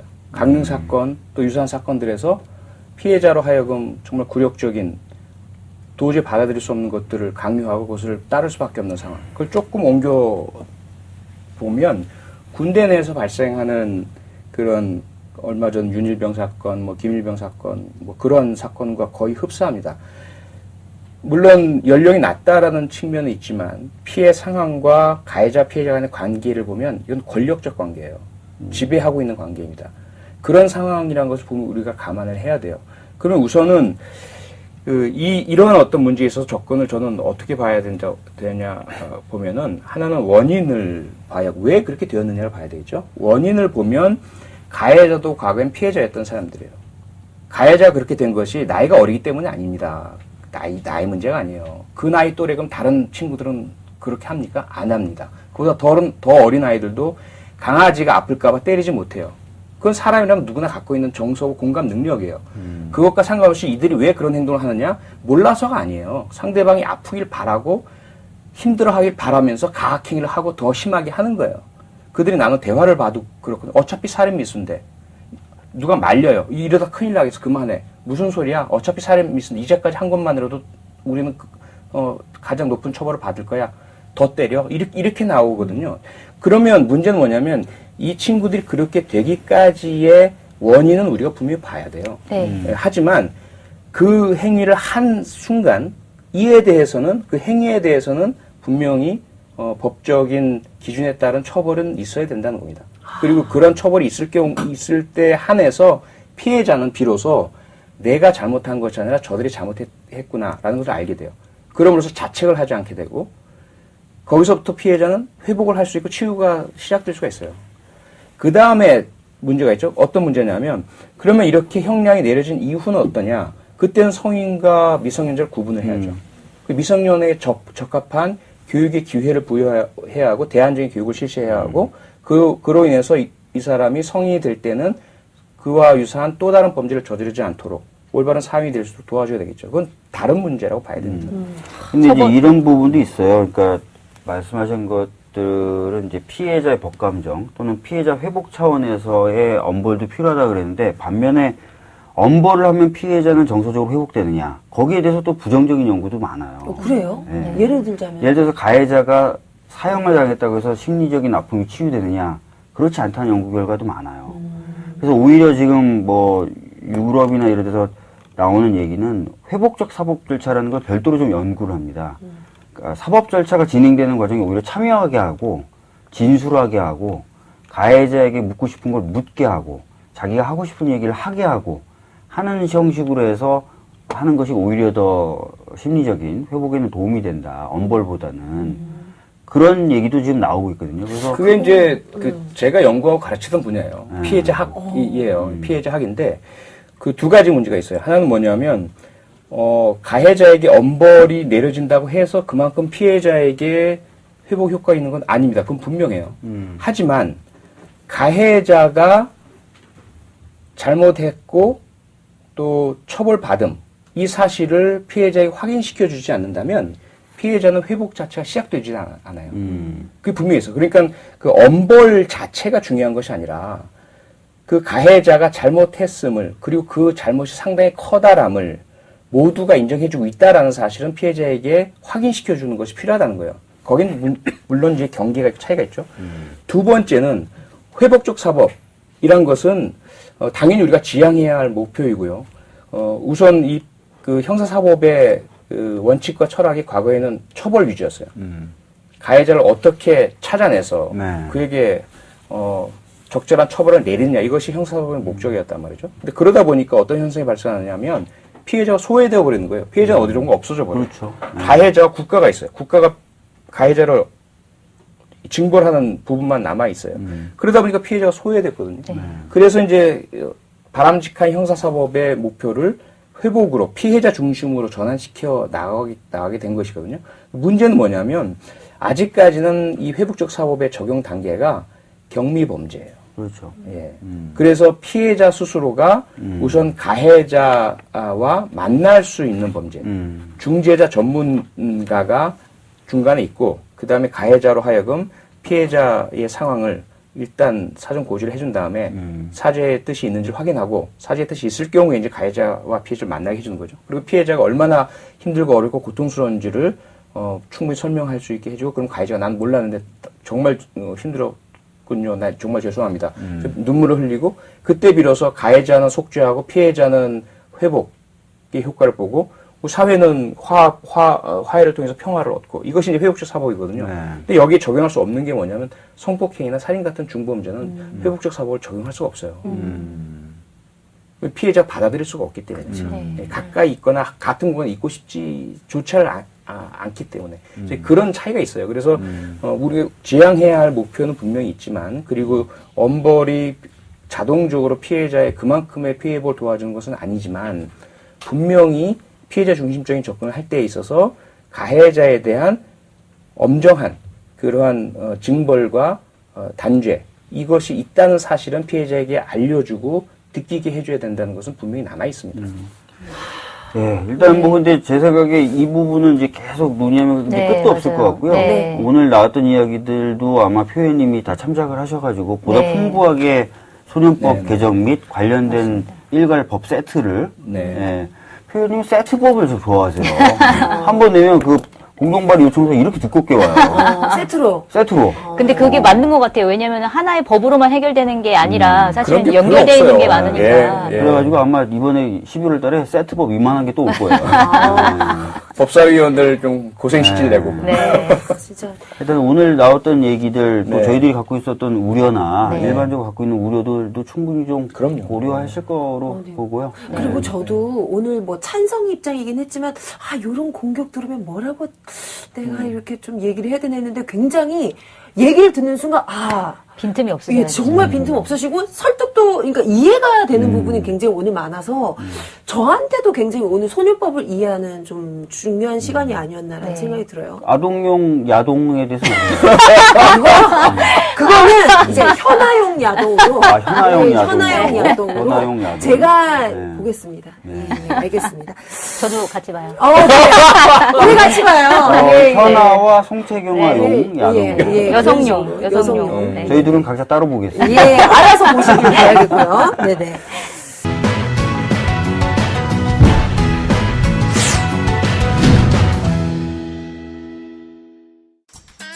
앞에 내용으로 거의 우리 한 2시간 말 수 있을 것 같은데요? 엄청 길게 나가야 될 것 같아요. 그러니까요. 그럼 이법저법은 어떻게 해요, 이거? 이것도 한 40분 이상 걸릴 것 같은데?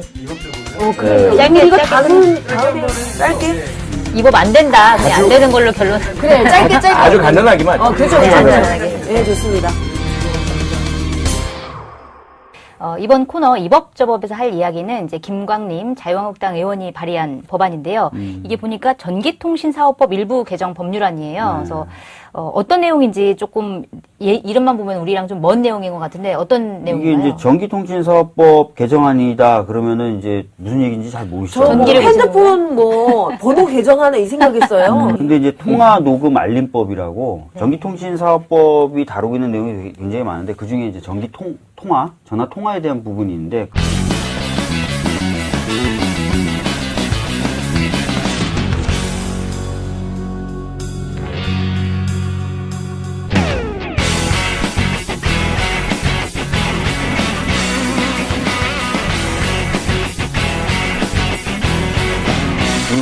내용을 좀 바꿔서 통화 시에 상대방이 녹음을 하고 있으면 그 녹음을 하고 있다는 사실을 알려주는 그런 어떤 법이에요. 아마 이제 사생활의 비밀이나 이런 것들을 보장해야 되는데 상대방이 이제 둘만의 대화를 또 녹음해가지고 그걸 밖으로 돌린다든지 하는 것들을 좀 막아야 되지 않겠느냐. 이런 취지로 아마 발의를 하신 것 같습니다. 저는 일단 의무화하는 반대입니다. 거죠, 의무화. 저는 일단 반대입니다. 저도 취재하기가 너무 힘들었습니다. 저도 반대예요. 사실 뭐 저도 이번에 소송하면서 사실은 제가 냈던 정말 큰 증거 중에 하나가 녹취인데 녹음이죠, 예. 이 녹취가 없었다면 전 정말 제 입장을 대변할 아무것도 없었거든요. 근데 사실은요, 저뿐만 아니라 우리 그 갑질 문제, 가불 문제에서 이 을들이 내가 이런 억울한 일을 당했습니다라고 표현할 수 있는 유일한 또 증거 중에 많이 제시하는 게 바로 이 녹취거든요. 보통 이렇게 되거든요. 막, 야이, 어쩌고 막 듣다가 녹음할게요. 왜 그러십니까? 그렇죠. 네. 저희도 요즘 네. 의원실에 특히 제가 이제 개고기 금지법 발의한다고 이렇게 했더니 뭐 쌍욕은 아주 약과인 거고 네. 살해 협박 네. 엄청나게 와요. 그래요. 그때 이제 그 우리 보좌진이 녹음해도 괜찮겠습니까? 뭐 싹 이제 전화 끊어버리고 네. 뭐 이런 부분들이 있죠. 네. 얼마 전에 그 최순실 박근혜 게이트 관련해서 했던 어떤 분은 통화만 되면 자동적으로 녹음이 되는 앱이 있다면서요. 저 예전에 했었어요. 네. 맞아요. 그래서 네. 그분 보면 뭐 중국집 주문하는 것도 있고 막 3천 몇백 개인가 파일이 있는데 그 중에 대부분 쓸모없는. 네. 솔직히 그 정말 피해자들을 위해서는 이 녹취하는 법이 정말 필요한데 그리고 사실 우리가 녹취할 때 제한은 두고 있잖아요. 당사자가 들어가 있어야 되잖아요. 그렇죠. 제3자가 녹취를 할 수는 없잖아요. 그렇죠. 그 정도로 이런 방패막이 있음에도 불구하고 뭐 때문에 이 법안을 자유한국당에서 냈는지 저는 그 의도가 굉장히 좀 궁금하더라고요. 저도 이제 의도는 궁금한데 네. 뭐 이런 건 있을 수 있을 것 같아요. 최근에 이제 최순실 박근혜 게이트에서 주요 증거가 통화 녹음이었다 이런 네. 얘기도 있고요. 그 다음에 이제 공무원들이 최순실 박근혜 게이트가 터진 뒤에 그렇게 녹음을 많이 한답니다. 왜냐하면 나중에 자기가 책임을 질 수 있으니까 상관에 명백한 지시가 있었다. 또 자기는 거기에 저항했었다라는 걸 남기기 위해서 통화 녹음뿐만 아니라 항상 상관을 만날 때 녹음 상태로 녹음 켜놓고. 사실은 네. 그런 이제 의심들이 많이 제기가 됐죠. 네. 이 법안 발의가 기사화되면서 그 댓글들 보면 대부분 지난번 윤상현 의원 관련된 스캔들도 녹음 때문에 녹음 때문에 나왔죠. 일어났고 그다음에 이제 KBS 이정현 이정현 의원 김시곤 네, 그 부분도 이제 녹음 때문에 일어났고 그런 것들 때문 아니냐. 그래서 자신들이 범할 수 있는 그런 범법이거나 비난받을 만한 일들을 아예 원천적으로 증거가 없도록 하기 위해서 아니냐. 이런 어떤 비난성 댓글이 대단히 많더라고요. 네. 그리고 뭐 요즘에 안종범 수첩이 문제가 된 뒤에 정기적으로 수첩을 불태우는 행사를 그래요. 캠프파이어. 야, 3월부터 6월까지 쓴 거 갖고 와. 아니면 이 법의 취지대로라면 앞으로 수첩 제작업자들은 반드시 일정 기간 이후에 자동 소각되는 장치를 의무화하도록. 네, 제가 이거 방금 한 건 농담인데요. 오늘 저희 밥 먹다가 저희 보좌관 중에 하나가 저희들은 정기적으로 캠프파이어를 하겠습니다. 수첩을 재료로 이렇게 딱 얘기를 하길래 네. 고개 차관에서 농담 한 마디 던졌어요. 재밌었습니다. 박주민 의원님의 얘기를 다 적은 그 수첩을. 네. 심각하거든요. 제가 수업하기 전에 네. 취재차 한번 취재, 들르겠다고 취재하셔요. 그러주세요. 네. 카피만 한번 해도. 네. 근데 외국 같은 경우에는 아이폰도 이제 통화 녹음이 안 되는 이유 중에 하나가 법으로 통화 녹음을 못하게 해놓는 나라들이 좀 있는 거잖아요. 그럼 나라들에서- 해외에서는 그런 사례가 왜 있는 건지도 네. 또 궁금하네요. 이 법안 발의한 의원님하고 자유한국당 측에서 미국의 30몇 개 주가 아예 통화 녹음이 불법이다 이렇게 네. 말씀하셨는데 사실 알고 봤더니 그게 아니었어요. 팩트 체크 아니었군요. 들어가니까. 아니에요. 네, 그래서 그러나 확인 결과 워싱턴 DC, 뉴욕, 뉴저지 모두 합법이었고 모두 39개 주에서 합법, 불법인 주는 11개, 그리고 1개 주는 규정이 없었습니다. 그래서 일단 물론 이제 여러 가지 사생활 보호라든지 혹은 사적인 것들이 공개화되는 이런 현상들에 대한 어떤 경계는 필요하겠지만 이걸 굳이 법으로 의무화까지 시켜가면서 취재의 어려움 네. 혹은 약자들의 자기 보호 또는 공무상의 그런 불법적인 행위에 대한 증거의 확보 이런 보다 더 중요한 가치들을 꼭 이렇게 손상시켜야 되겠는가 그런 이제 반론들이 상당히 강하게 이 법안은 자동 폐기하는 것으로 폐기하는 것으로. 결정됩니다. 근데 문제는 자유한국당에서 이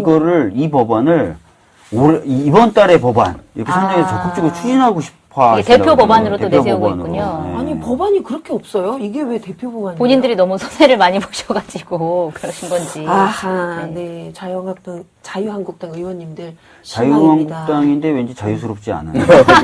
그래요. 자유를 누려야죠. 녹지 마음껏 할 수 있게 도와주세요. 네.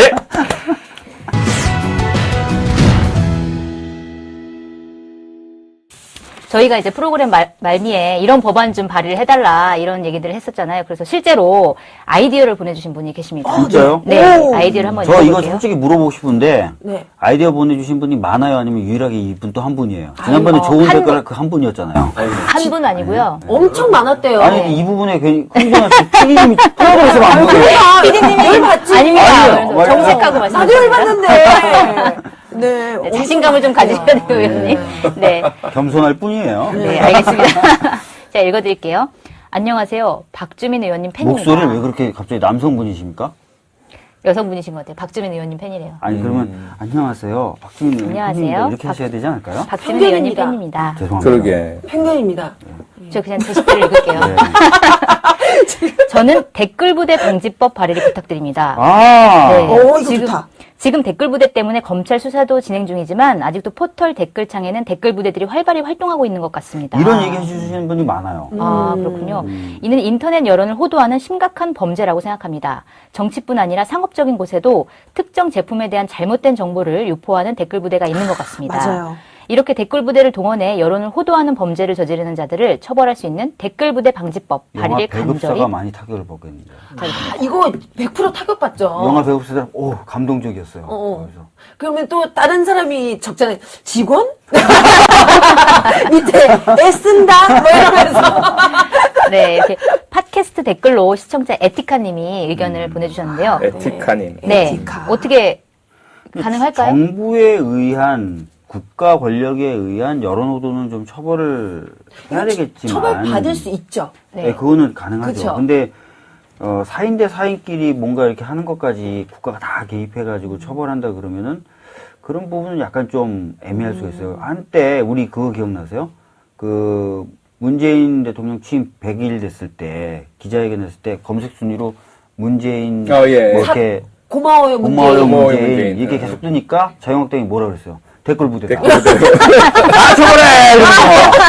여론조작이야! 이랬잖아요. 온 국민이 철컹철컹. 네. 네. 이게 구분돼야 되는 건데, 그런 구분이 없으신 거죠. 국가기관에서 특정한 목적 때문에 조직적으로 왜냐면 하는 그거는 것과 국민의 종이어야 될 국가기관이 주인인 국민의 의식을 조작하는 건데, 네. 이거는 개인들끼리 자유롭게. 뭔가 좀 하기 위해서 자유롭게 하는 건데, 그것까지 다 처벌하게 되게 되면 약간 좀 어려움이 있을 수 있어요. 이분 제 생각에는 그런 것 같아요. 지금 우리가 법적으로 지금 있는 현행법으로도 국가기관에 대한 아주 조직적인 댓글에 관해서는 처벌을 할 수 있는데 이게 너무 심각하다 보니까 이제 널리 퍼져 있다 보니까 답답한 마음에 아마도 그렇죠. 이런 네. 법안이라도 좀 있었으면 좋겠다라는 희망사항을 또 보내주신 거 아닌가.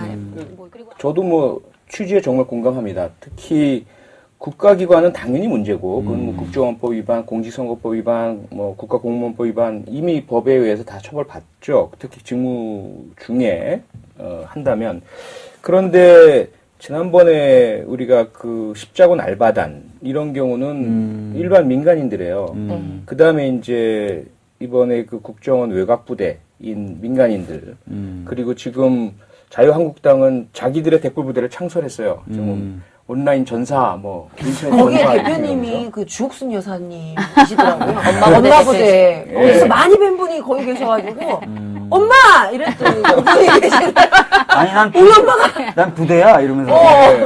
그러니까 이제 상당히 그 악의적이고 네. 여론 조작적이며 집단적으로 특히 이게 블랙리스트랑 뭐 맞고 종북몰이 여론몰이랑 만나게 될 경우는 특정 개인들을 타겟으로 좌표를 찍는다고 하죠. 그 사람들을 아주 뭐 집중적으로 괴롭히는 이런 현상까지 벌어지니까 분명히 문제는 문제예요. 민간에서도 충분히 조직적으로 행해질 수 있다. 행해질 수 있고. 네. 그래서 충분히 공감합니다. 근데 문제는 그 박준영 의원님 말씀처럼 사실 이게 댓글 부대냐 아니냐 구분 자체가 너무 어려워요. 맞아요. 너무 어렵고 개인의 자발적인 그런 온라인 활동도 자칫 이게 만약에 법이 만들어지면 그런 범죄로 그 낙인 찍히고 피해를 볼 수 있는 여지가 있죠. 이 부분에 대한 주의가 필요하기 때문에 새로운 법을 만들기보다는 기존에 있는 법들을 조금 더 제대로 적극적으로 잘 적용을 해서 정말 피해를 입히는 가해적인 그 댓글 부대들은 현행법으로 적용 의율 될 수 있도록 그 집행을 좀 잘해야 될 것 같습니다. 네. 좋은 의견 보내주셨는데요. 앞으로도 더 좋은 의견 많이 보내주세요. 저희 어디에 의견을 보내주시냐면 저희 페이스북 페이지가 있습니다. 박주민 송채경화의 법 바리바리 페이지 찾아서 좋아요 눌러주시고요. 여기에 의견을 남겨주시면 저희가 또 논의를 하고 또 실제로 좋은 법안인 것 같으면 아마 박주민 의원님께서 발의를 하실 수도 있으실 것 같아요. 뭐 국회에서 논의를 할 수도 있고요. 꼭 제가 발의하지 않더라도 뭐 특별히 선호하시는 의원님들 있으면은 지정해 주시면은 그분들한테 토스를 해드리고. 그리고 그 얘기도 해주세요. 세트 원하시면 여기 계세요. 세트법 전문. 세트 메뉴. 세트법 전문이십니다. 짬짜면 항상 좋아하시고. 예, 예, 예. 세트 메뉴를 좋아합니다. 네. 오늘 참석해주신 이제 표창원 의원님, 그 다음에 곽현아 씨 감사드립니다. 네, 다음 시간에도 더 알찬 내용으로 여러분들을 만날 것을 약속드리면서 오늘 박주민 송채경화의 법 바리바리 여기서 마치도록 하겠습니다. 감사합니다. 학생들에게 발생할 수 있는 문제를 발견하고 상담하고 교육적 차원에서 해결해 줄 수 있는 능력들을 배양하도록 그렇게 개정을 할 예정입니다. 지난번에 우리가 조승희 이 사건을 준비했잖아요. 미국 버지니아 공대에서 우리 한국계인 8살의 이민간 그 학생이 32명을 살해한 끔찍한 사건이 발생했고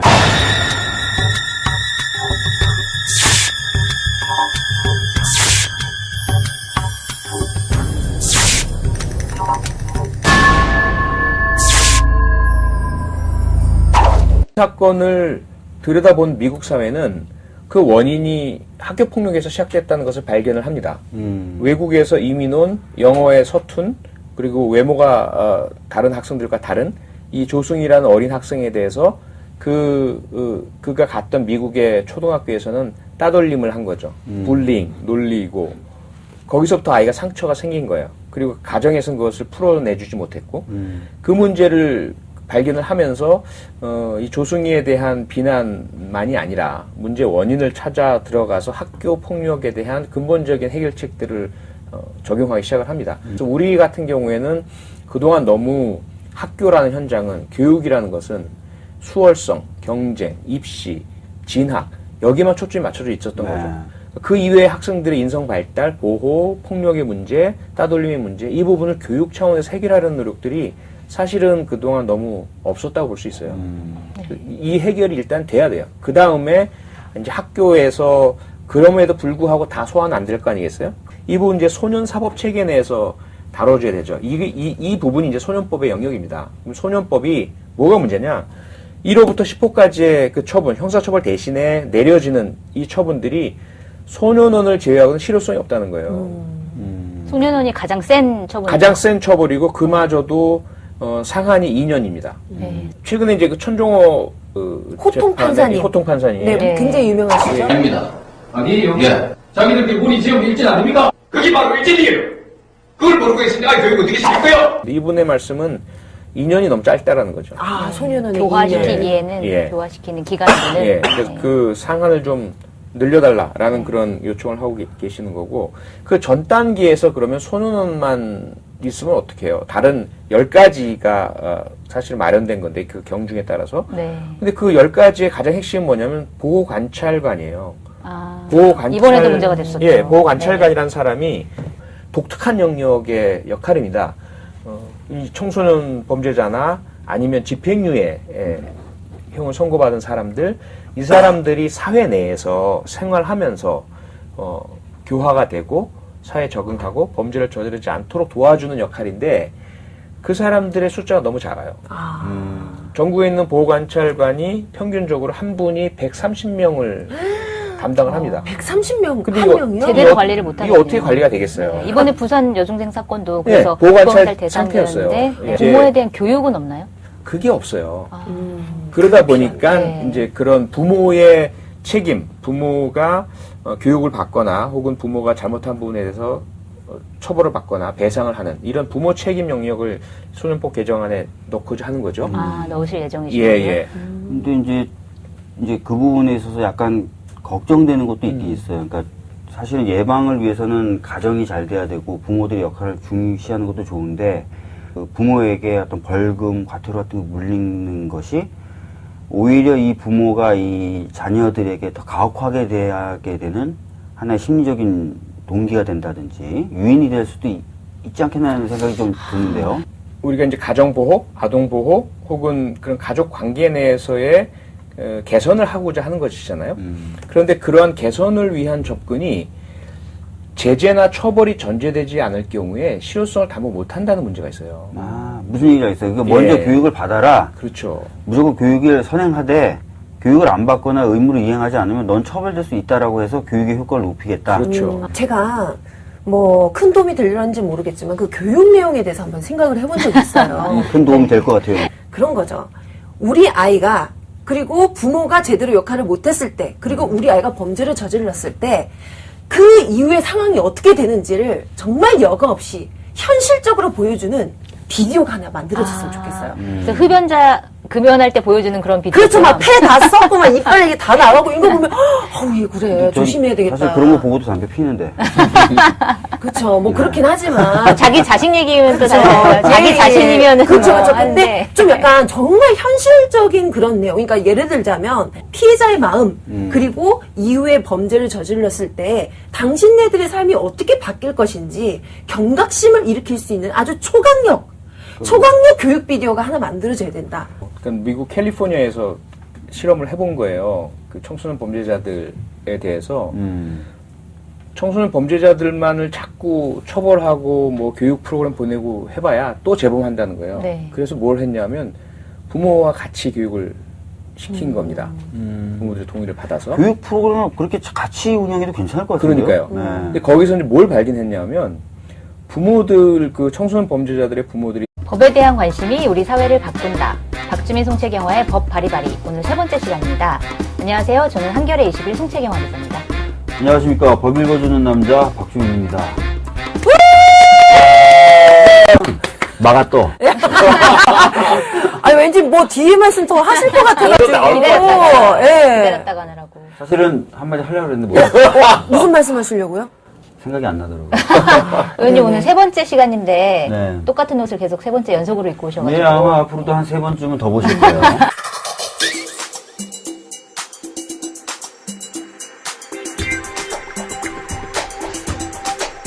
근데 그 한 번 양복 입으시면은 얼마큼 입으시는 거예요? 보통 한 달 반, 두 달 입어요. 안 저희- 빨고요? 저희 어머님이 그래서 2주에 한 번씩 오셔가지고 네. 그 청소도 좀 해주시고 밀리 빨래가 있으면 빨래도 좀 해주시는데 포스트잇을 그래서 꼭 좀 붙여놓고 가세요. 떠나실 때 이번에는 옷 좀 갈아입어. 옆 사람이 냄새 난다 그러면 어떡해. 어머. 어느 지경이 돼야 갈아입으시는 건가요? 겨드랑이가 하얘질 때까지. 예. 원래 속옷은 우리 아니신 박주민 거죠? 의원님은 그 길거리나 어디에서나 주무셔야 되기 때문에 네. 옷이 너무 좋거나 자주 바뀌시면 좀 안 되죠, 그렇죠? 아니 그것보다도 사실은 밤에 들어가서 또 아침에 일찍 나올 때 그 사이에 옷을 갈아입는다는 게 너무 저한테는 좀 귀찮은 일이고요. 한 5초면 갈아입지 않나요? 네. 계속 지적하시는 거 보니까 냄새가 났나 봐요. 아직 냄새는 안 나는 아, 거죠? 그런가요? 아침마다 냄새는 체크하거든요. 역시. 이렇게 하시면서. 네. 깔끔한 남자? 광고 네. 들어오나요 이제? 그럼요. 페브리즈. 하고 냄새가 안 나요. 오늘 출연자 소개해드려야 될 것 같은데요. 지난번 1회 때 나오셨던 표창원 더불어민주당 의원님 나오셨습니다. 안녕하세요. 네, 저하고 반대되는 평가를 받으시는 분이에요. 네. 그 센스가 있다. 옷을 입으시는. 오늘도 얼마나 멋지게 입고 근데 이제 오셨어요. 주로 사모님이 그렇게 코디를 잘해주신대요. 네, 역시. 사실은 저는 패션 테러리스트예요. 혼자 놔두면 이상하게 입어요. 네. 뭐 색깔도 못 맞추고. 네. 다 이제 아내가 이렇게 골라주니까. 솔직히 저는 오늘 표 의원님 입으신 바지를 보여드리고 싶어요. 한번 보여주세요. 대유행이 될 수 궁금하시겠어요. 있어요. 와. 와. 유시민 의원이 유행시키. 내가 너무 멋있으십니다. 색깔 매치가 네. 훌륭합니다. 고맙습니다. 근데 표 의원님이 그럼 거의 반고인가요? 반고가 뭐예요? 반고정. 아니, 반고 아니고요. 아니, 반고 아니에요? 3분의 2 고정이에요. 3분의 2고. 3회 했는데 2번 나오셨거든요. 네, 그러네요. 이제까지는. 네. 네. 또 소개를 해드려야 되는데, 방송인 곽현아 씨 나오셨습니다. 오늘부로, 고정이 돼요. 네, 고정 패널로. 축하드립니다. 아우, 감사해요. 네. 좀 격렬하게 축하해 주실 줄 알았는데. 아니, 그렇죠. 티셔츠 찍고 이런 거 좀 해주실 줄 알았는데. 볼 없어서 찢어야 좀 갈아입으실 것 같은데. 네, 제가 여기 고정이 된 만큼 정말 최선을 다해서 저희가 그 팟캐스트계에 정말 혁신을 일으킬 수 있도록 제가 이 몸 하나 불사르겠습니다. 좋습니다. 네. 감사합니다. 곽현아 씨 없으면 우리 프로그램 별로 재미없을 것 같아요. 네. 주변에서 그러더라고요. 네, 힘내겠습니다. 네, 감사합니다. 안 계시면 굉장히 조용한 그런 예. 방송이 될 것 같아요. 네. 법이 좀 재미없잖아요. 네, 맞아요. 딱딱하고. 네. 이걸 왜 하자 그런 거예요, 도대체? 이 프로그램의 시작 취지를 알 수 없어요. 법에 대한 관심이 사회를 바꾼다. 정치를 바꾼다. 사회를 바꾸기 위해서 네. 재미없어도 참아라 시청자들은. 그렇죠. 그런 취지로 시작했으나 다행히 곽현아 씨와 또 나름의 유머를 겸비하신 우리 의원님께서 그래서 살려주고 계십니다. 그 법으로 사회를 바꾼다잖아요. 근데 진짜 재미없으면 법으로 사회자 바꿀 거예요. 재밌다. 아재 개그도 아니고. 예, 뭐지 이거. 아중 개그. 이 아중 개그, 독신 개그, 독신자들이 하는 개그.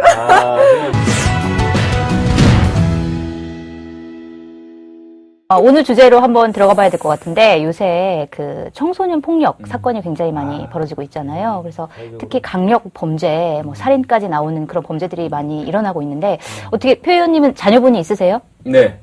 지금 어떻게 몇 살인가요? 두 분 다 아드님이셨죠? 아니요. 딸 아들. 죄송해요. 딸이 대학교 1학년, 아들이 중학교 3학년. 아드님은 이제 청소년이시군요. 예. 근데 아드님이 축구 선수시잖아요. 네. 네. 중학교 3학년 축구 선수고요.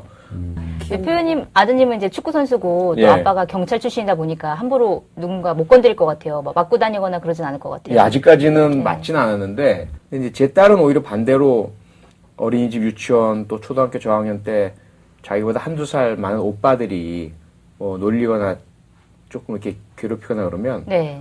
그냥 막 이마로 받아버려가지고 코피를 터뜨리고. 네. 따님이 이제 표 의원님을 닮으셨군요. 예, 저를 닮고 내 아들이 또 엄마를 닮고 좀 그렇습니다. 또 이제 박주민 의원님 한번 또 얘기해 주셔야죠. 자제분. 없어요. 아직 없으세요? 네. 그럼 앞으로 계획. 계획은 있는데요. 네. 내년쯤에 한번 시도를 해볼까. 네. 그러시군요. 딸을 원하세요? 아들 원하세요? 뭐 지금은 생기기만 하면 뭐든 다 좋죠. 아, 그렇군요. 네, 박주민 의원님 닮은 딸을 꼭 낳으시길 바랍니다. 뭔 소리예요 지금? 에? 네. 아니, 너무 왜 좋아서. 화를 내시죠? 난 박주민 의원님 너무 좋아서. 왜 화를 내실까? 예쁠 것 같은데. 저도 너무 좋아서. 네. 아, 좋아라. 저 닮은 딸이라니. 꿈에도 나오겠네. 아, 너무 착하고 예쁠 것 같아요. 그러니까 네. 옷 안 갈아입고 딸이. 길바닥에서 자고.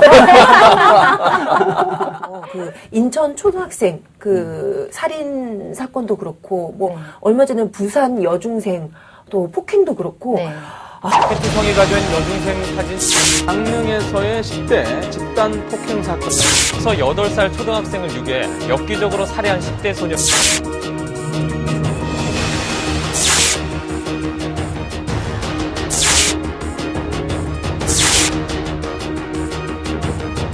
아, 정말 많은 분들이 놀라셨는데 그래서 요즘 이 법에 대한 관심이 굉장히 네, 높아졌다면서요. 굉장히 높죠. 소년법이라고 이제 소년법 개정안이 여러 의원들 사이에서 이제 개정안이 발의가 됐고 이제 표창원 의원님 같은 경우에는 이제 올해 11월에 그러니까 종합적인 이제 소년법을 개정을 해가지고 발의할 예정이시라고 들었습니다. 네네. 그 소년법 뭐 내용이나 이런 것들은 좀 한번 설명을 해주신다면. 우선은 소년법이라는 것 자체가 그 18세 미만의 청소년, 아직까지 성인이 되지 않은 그런 그 청소년과 어린이들의 특성을 그 감안해서 형사 절차를 좀 다루자. 뭐 이것입니다. 맞죠. 그래서 가장 중요한 것 중에 하나는 뭐냐면 이제 형사 미성년자 연령이에요. 그 형법에서 다루고 있는 건데 14세 미만. 근데 여기에다가 이제 촉법소년이라는 개념이 있죠. 형사 미성년자 중에서 특히 그 형사 처벌은 못하지만 보호 처분을 할 수 있는 연령. 뭐 이렇게 좀 나누고 있고요. 네. 또 하나는 그런 청소년기의 특성을 반영을 해서 형사처벌보다는 보호처분을 하도록 하자. 그래서 만약에 이제 범죄를 저질렀을 경우에 성인 같은 경우는 바로 이제 형사 입건, 그다음 기소 이렇게 밟아나가지만 미성년자의 경우에는 우선 검사가 조건부 기소 유예라는 걸 할 수가 있어요. 선도를 받아들이느냐에 따라서 아예 이제 기소를 미루는 거죠. 그리고 큰 문제 없으면 그대로 없어지는 거고요. 그 다음에 이제 일반 형사 법정이 아니라 소년 법원, 그러니까 가정법원이나 지방법원의 소년부에서 전담 판사가 일반 형사 법원과는 다른 형태로 그 심리를 합니다. 가장 강한 처분이 소년원에 가는 거죠. 소년원에 이제 2년까지 가는 것이고요. 최대 기간이 2년. 최대 기간이. 네. 그리고 또 소년법의 특징 중에 하나는 인지 구속을 하지 못하도록 정하고 있어요. 네. 거기에다가 이제 특히 그 59조 같은 경우는 강력 범죄를 저질렀을 경우에도 사형이나 무기징역형은 내리지 못하도록 하고 있고 최대 15년형을 내리도록 하는 이러한 이제 제한 규정들이 있는 거죠.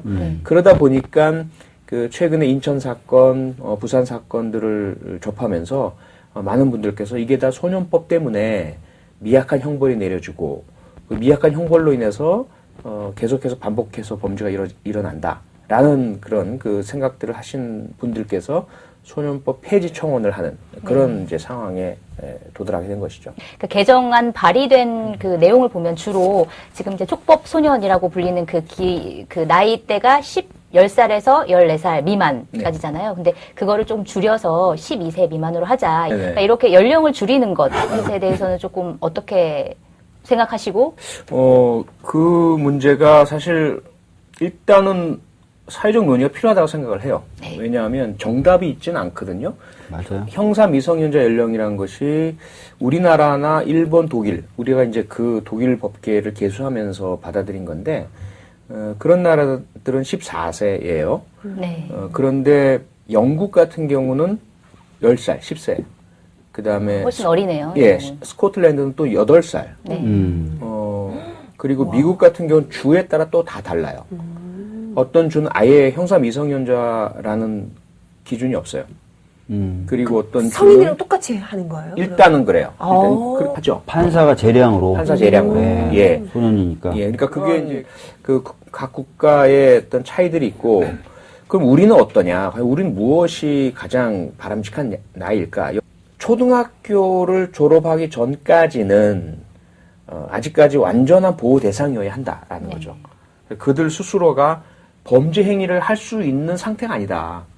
그런 자유를 우리가 부여해 주지도 않았고, 그런 권리를 부여해 주지도 않고, 그런 어떤 뭐 능력을 우리가 인정해 주지도 않는 상태다 보니까 그들이 어떤 행동을 한다면 그것은 범죄 고의를 가지고 있다고 볼 수 없는 거다라는 거죠. 하지만 중학생이 되면서부터는 다르다. 중학생이 되면서부터는 일단 부모 품에서 벗어난다고 봐야 될 것이고, 그들끼리의 그런 뭐 자율성과 집단성 이런 것들이 형성되기도 하고요.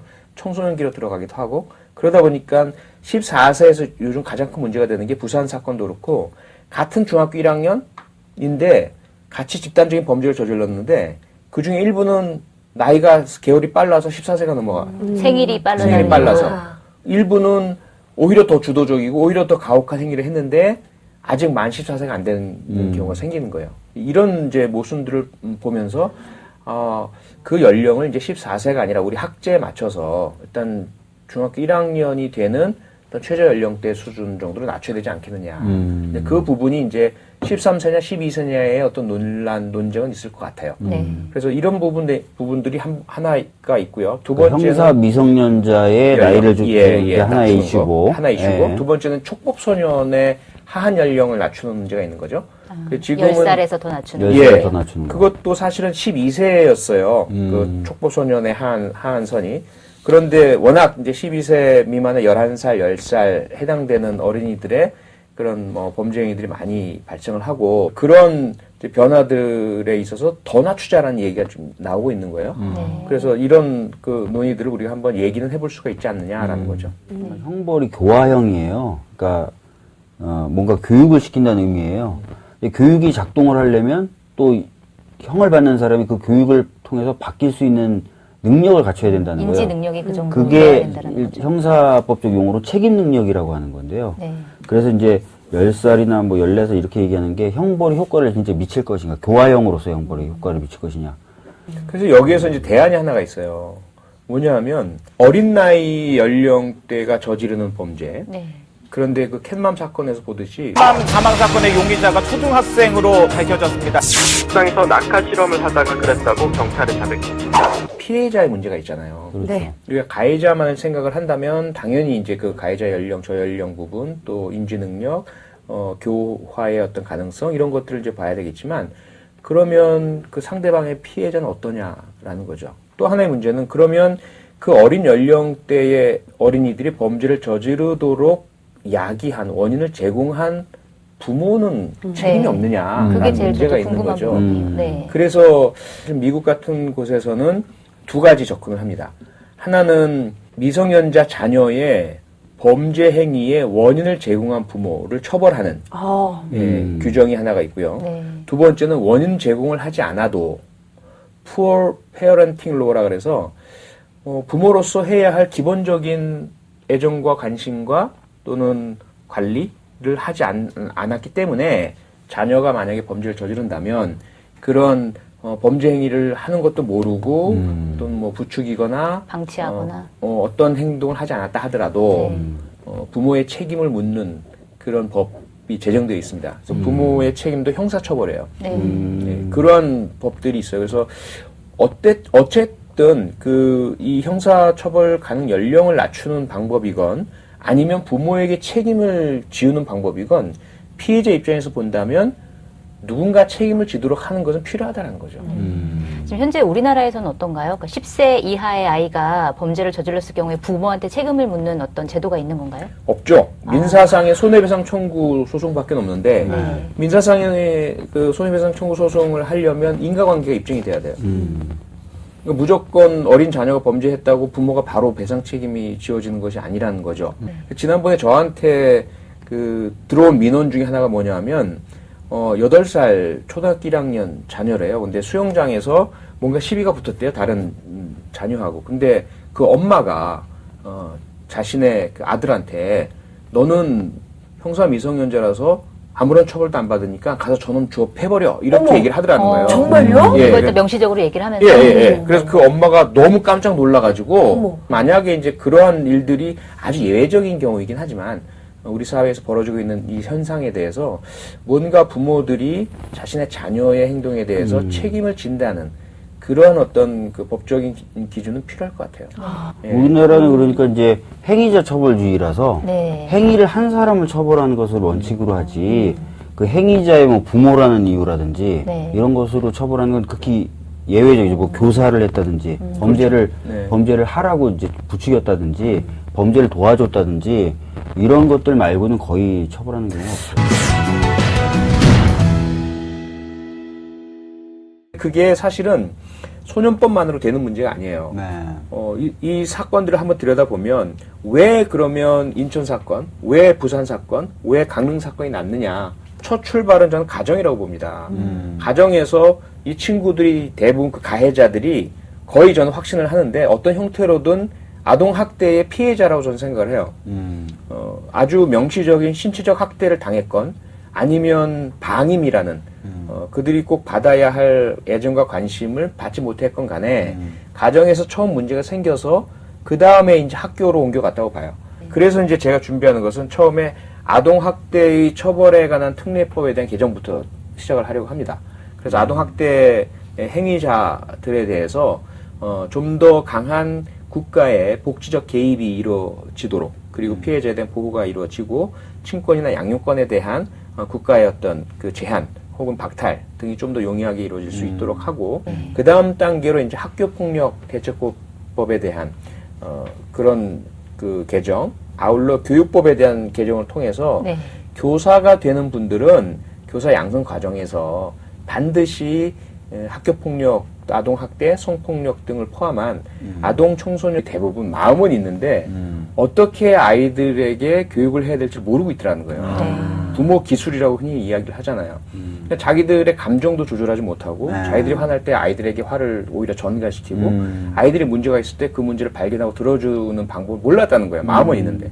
그래서 그걸 이제 서로 둘이서 대화를 나누는 것부터 시작을 해서 그냥 아주 평범한 어떻게 상대방의 말을 듣는지 그리고 내 말을 감정을 표현하기 전에 참고 기다리는 것 이런 것부터 시작을 했더니 재혼율이 확 떨어졌다는 이야기거든요. 그래서 예를 들어 우리가 과거에는 대가족이었잖아요. 대가족 제도 하에서 자연스럽게 학습이 되는 거예요. 어떻게 자녀에게 모범을 보이고 네, 할아버지 할머니한테 배우고 지켜보고 그런데 이제 그것이 핵가족화가 되면서 단절이 되어버리거든요. 그러면서 우리가 자연스럽게 다 부모가 되면 뭐 당연히 아이들을 어떻게 키우는지를 알 것처럼 생각을 하면 사실 그렇잖아요. 네, 그렇지 않죠. 기저귀를 가는 것부터 시작해서 잠 재우는 것부터 시작해서 아무것도 몰라요. 맞아요. 정말 고립돼 있어요. 저도 육아휴직 기간에 아무도 도와주는 사람 없이 남편이랑 둘이만 애를 키웠는데 아무것도 모르겠는 거예요. 근데 이게 가족이 진짜 대가족이면 다들 이제 알려주잖아. 여기서 알려주고 여기서 알려주고. 대가족이면 이러잖아요. 애가 약간 삐뚤어지면 나도 그렇게 아범도 그때 그랬다. 나 못하냐. 차라리 나도. 그러니까 저도 아무것도 모르니까 이렇게 되는 거지? 되는 건가? 한 거에 대한 의문이 너무 많이 들어요. 근데 그걸 도와줄 사람이 아무도 없더라고요. 그 문제는 그러면 핵가족이 된 상태에서는 누가 무엇을 어떻게 해줘야 될까? 공교육 체계에서 해줘야 되는 것이거든요. 자연스럽게 생활하면서 가족에서 배우지 못하니까 학교에서 그것을 수렴해줘야 되는데 우리 공교육에서는 어떻게 그 좋은 부모가 되는지를 단 한 줄도 가르쳐주질 않아요. 그게 문제인 거죠. 네, 그래서 이 부분이 바뀌게 되고 그게 학교에서 못 해주면 사회교육이 돼야 되는 거죠. 저는 오히려 부모가 되기 직전의 사람들 혹은 부모가 될 예정인 사람들 그런 사람들 교육도 함께 이루어지면 좋을 것 같아요. 맞습니다. 맞습니다. 그러니까 그게 참 안타까운 게 이제 제가 영국에서 공부를 할 때 이제 제 아내가 임신을 했어요. 저도 저런 말 좀 해봤으면 좋겠어요. 영국에서 제가 미국에서 어디에 주로 계셨어요? 저기 맨날 그 은평구. 그 얘기, 그러시면 중랑구 되죠. 여기서 제가 이렇게 저 중랑구에서 공부할 때 그렇게 하세요. 바다에서 공부할 때요. 은평구랑 달라요. 용인이 참 좋아요. 이런 거. 네네. 깜짝 놀란 게 처음에 이제 임신을 한 사실을 알고 병원에 가서 그 사실을 확인하고 난 다음부터 이 산모를 도와주는 분이 국가에 지정돼서 집을 오시는 거예요. 오? 진짜 와요? 무료로. 지정돼요. 예, 무료로. 네. 왔어요? 아, 전혀 없었습니다. 영국에서. 아, 영국에서. 네, 영국에서. 영국에서. 이게 오셔가지고는 산모의 건강을 다 체크를 하고 어머나. 철분, 뭐 미네랄 우리 하나도 모르는데 꼭 필요한 것들을 주고 상담을 또 받아요. 그러면서 아이가 나오면 우리는 이제 그 한국에서 낳지만 영국에서 낳으면 아동수당이 바로바로 지급이 돼요.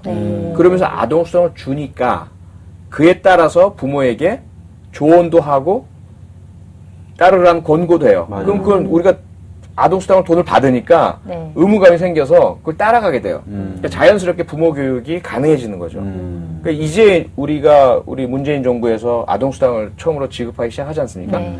그건 저는 너무나 잘한다고 생각을 해요. 아, 그러면은 우리도 아동수당과 좀 연계를 약간 해서 네. 너무 좀 치사한 것 같을 수도 있겠네. 하여튼 뭐 좀 해서 연계. 교육받을 수 있는 기회를 네. 좀 주고, 그래서 교육을 좀 많이 받으면 약간 인센티브를 좀 더 수당에서 준다든지. 좋다. 그런 괜찮다. 식으로 해가지고 부모 인센티브. 부모 교육 이수 인센티브. 그런 거. 이런 네. 것들 좀. 제가 해가지고 그 당시에 사실은 우리 정책위원회 제 부의장 할 때 네. 그런 안을 얘기를 했다가 하셨어요? 근데 왜? 복지는 그런 게 아니에요. 라는 말씀을 왜요? 되게 지금 너무 안 왜요? 왜요? 복지를 보편적 복지를, 보편적으로 예, 조건 없이. 하면서도 더 뭔가 좀 협조해 주시는 분에게 약간의 인센티브를 드리는 거는 괜찮잖아요. 그렇죠. 더 그러니까요. 효과적으로 예, 이렇게 예. 할 수 있고 네. 또 동기부여도 될 수 있잖아요. 네. 일종의. 사실 이제 교육 얘기가 나서 저 또 갑자기 또 이 생각이 드는 건데요. 사실 뭐 요즘 아이들이 이 발육 성장이 뭐 무척 빨라서 뭐 그런 거일 수도 있겠지만은 요즘 그 아이들의 그 청소년 성범죄가 날이 갈수록 성인 못지않게 굉장히 무섭더라고요. 이 저지른 범죄가.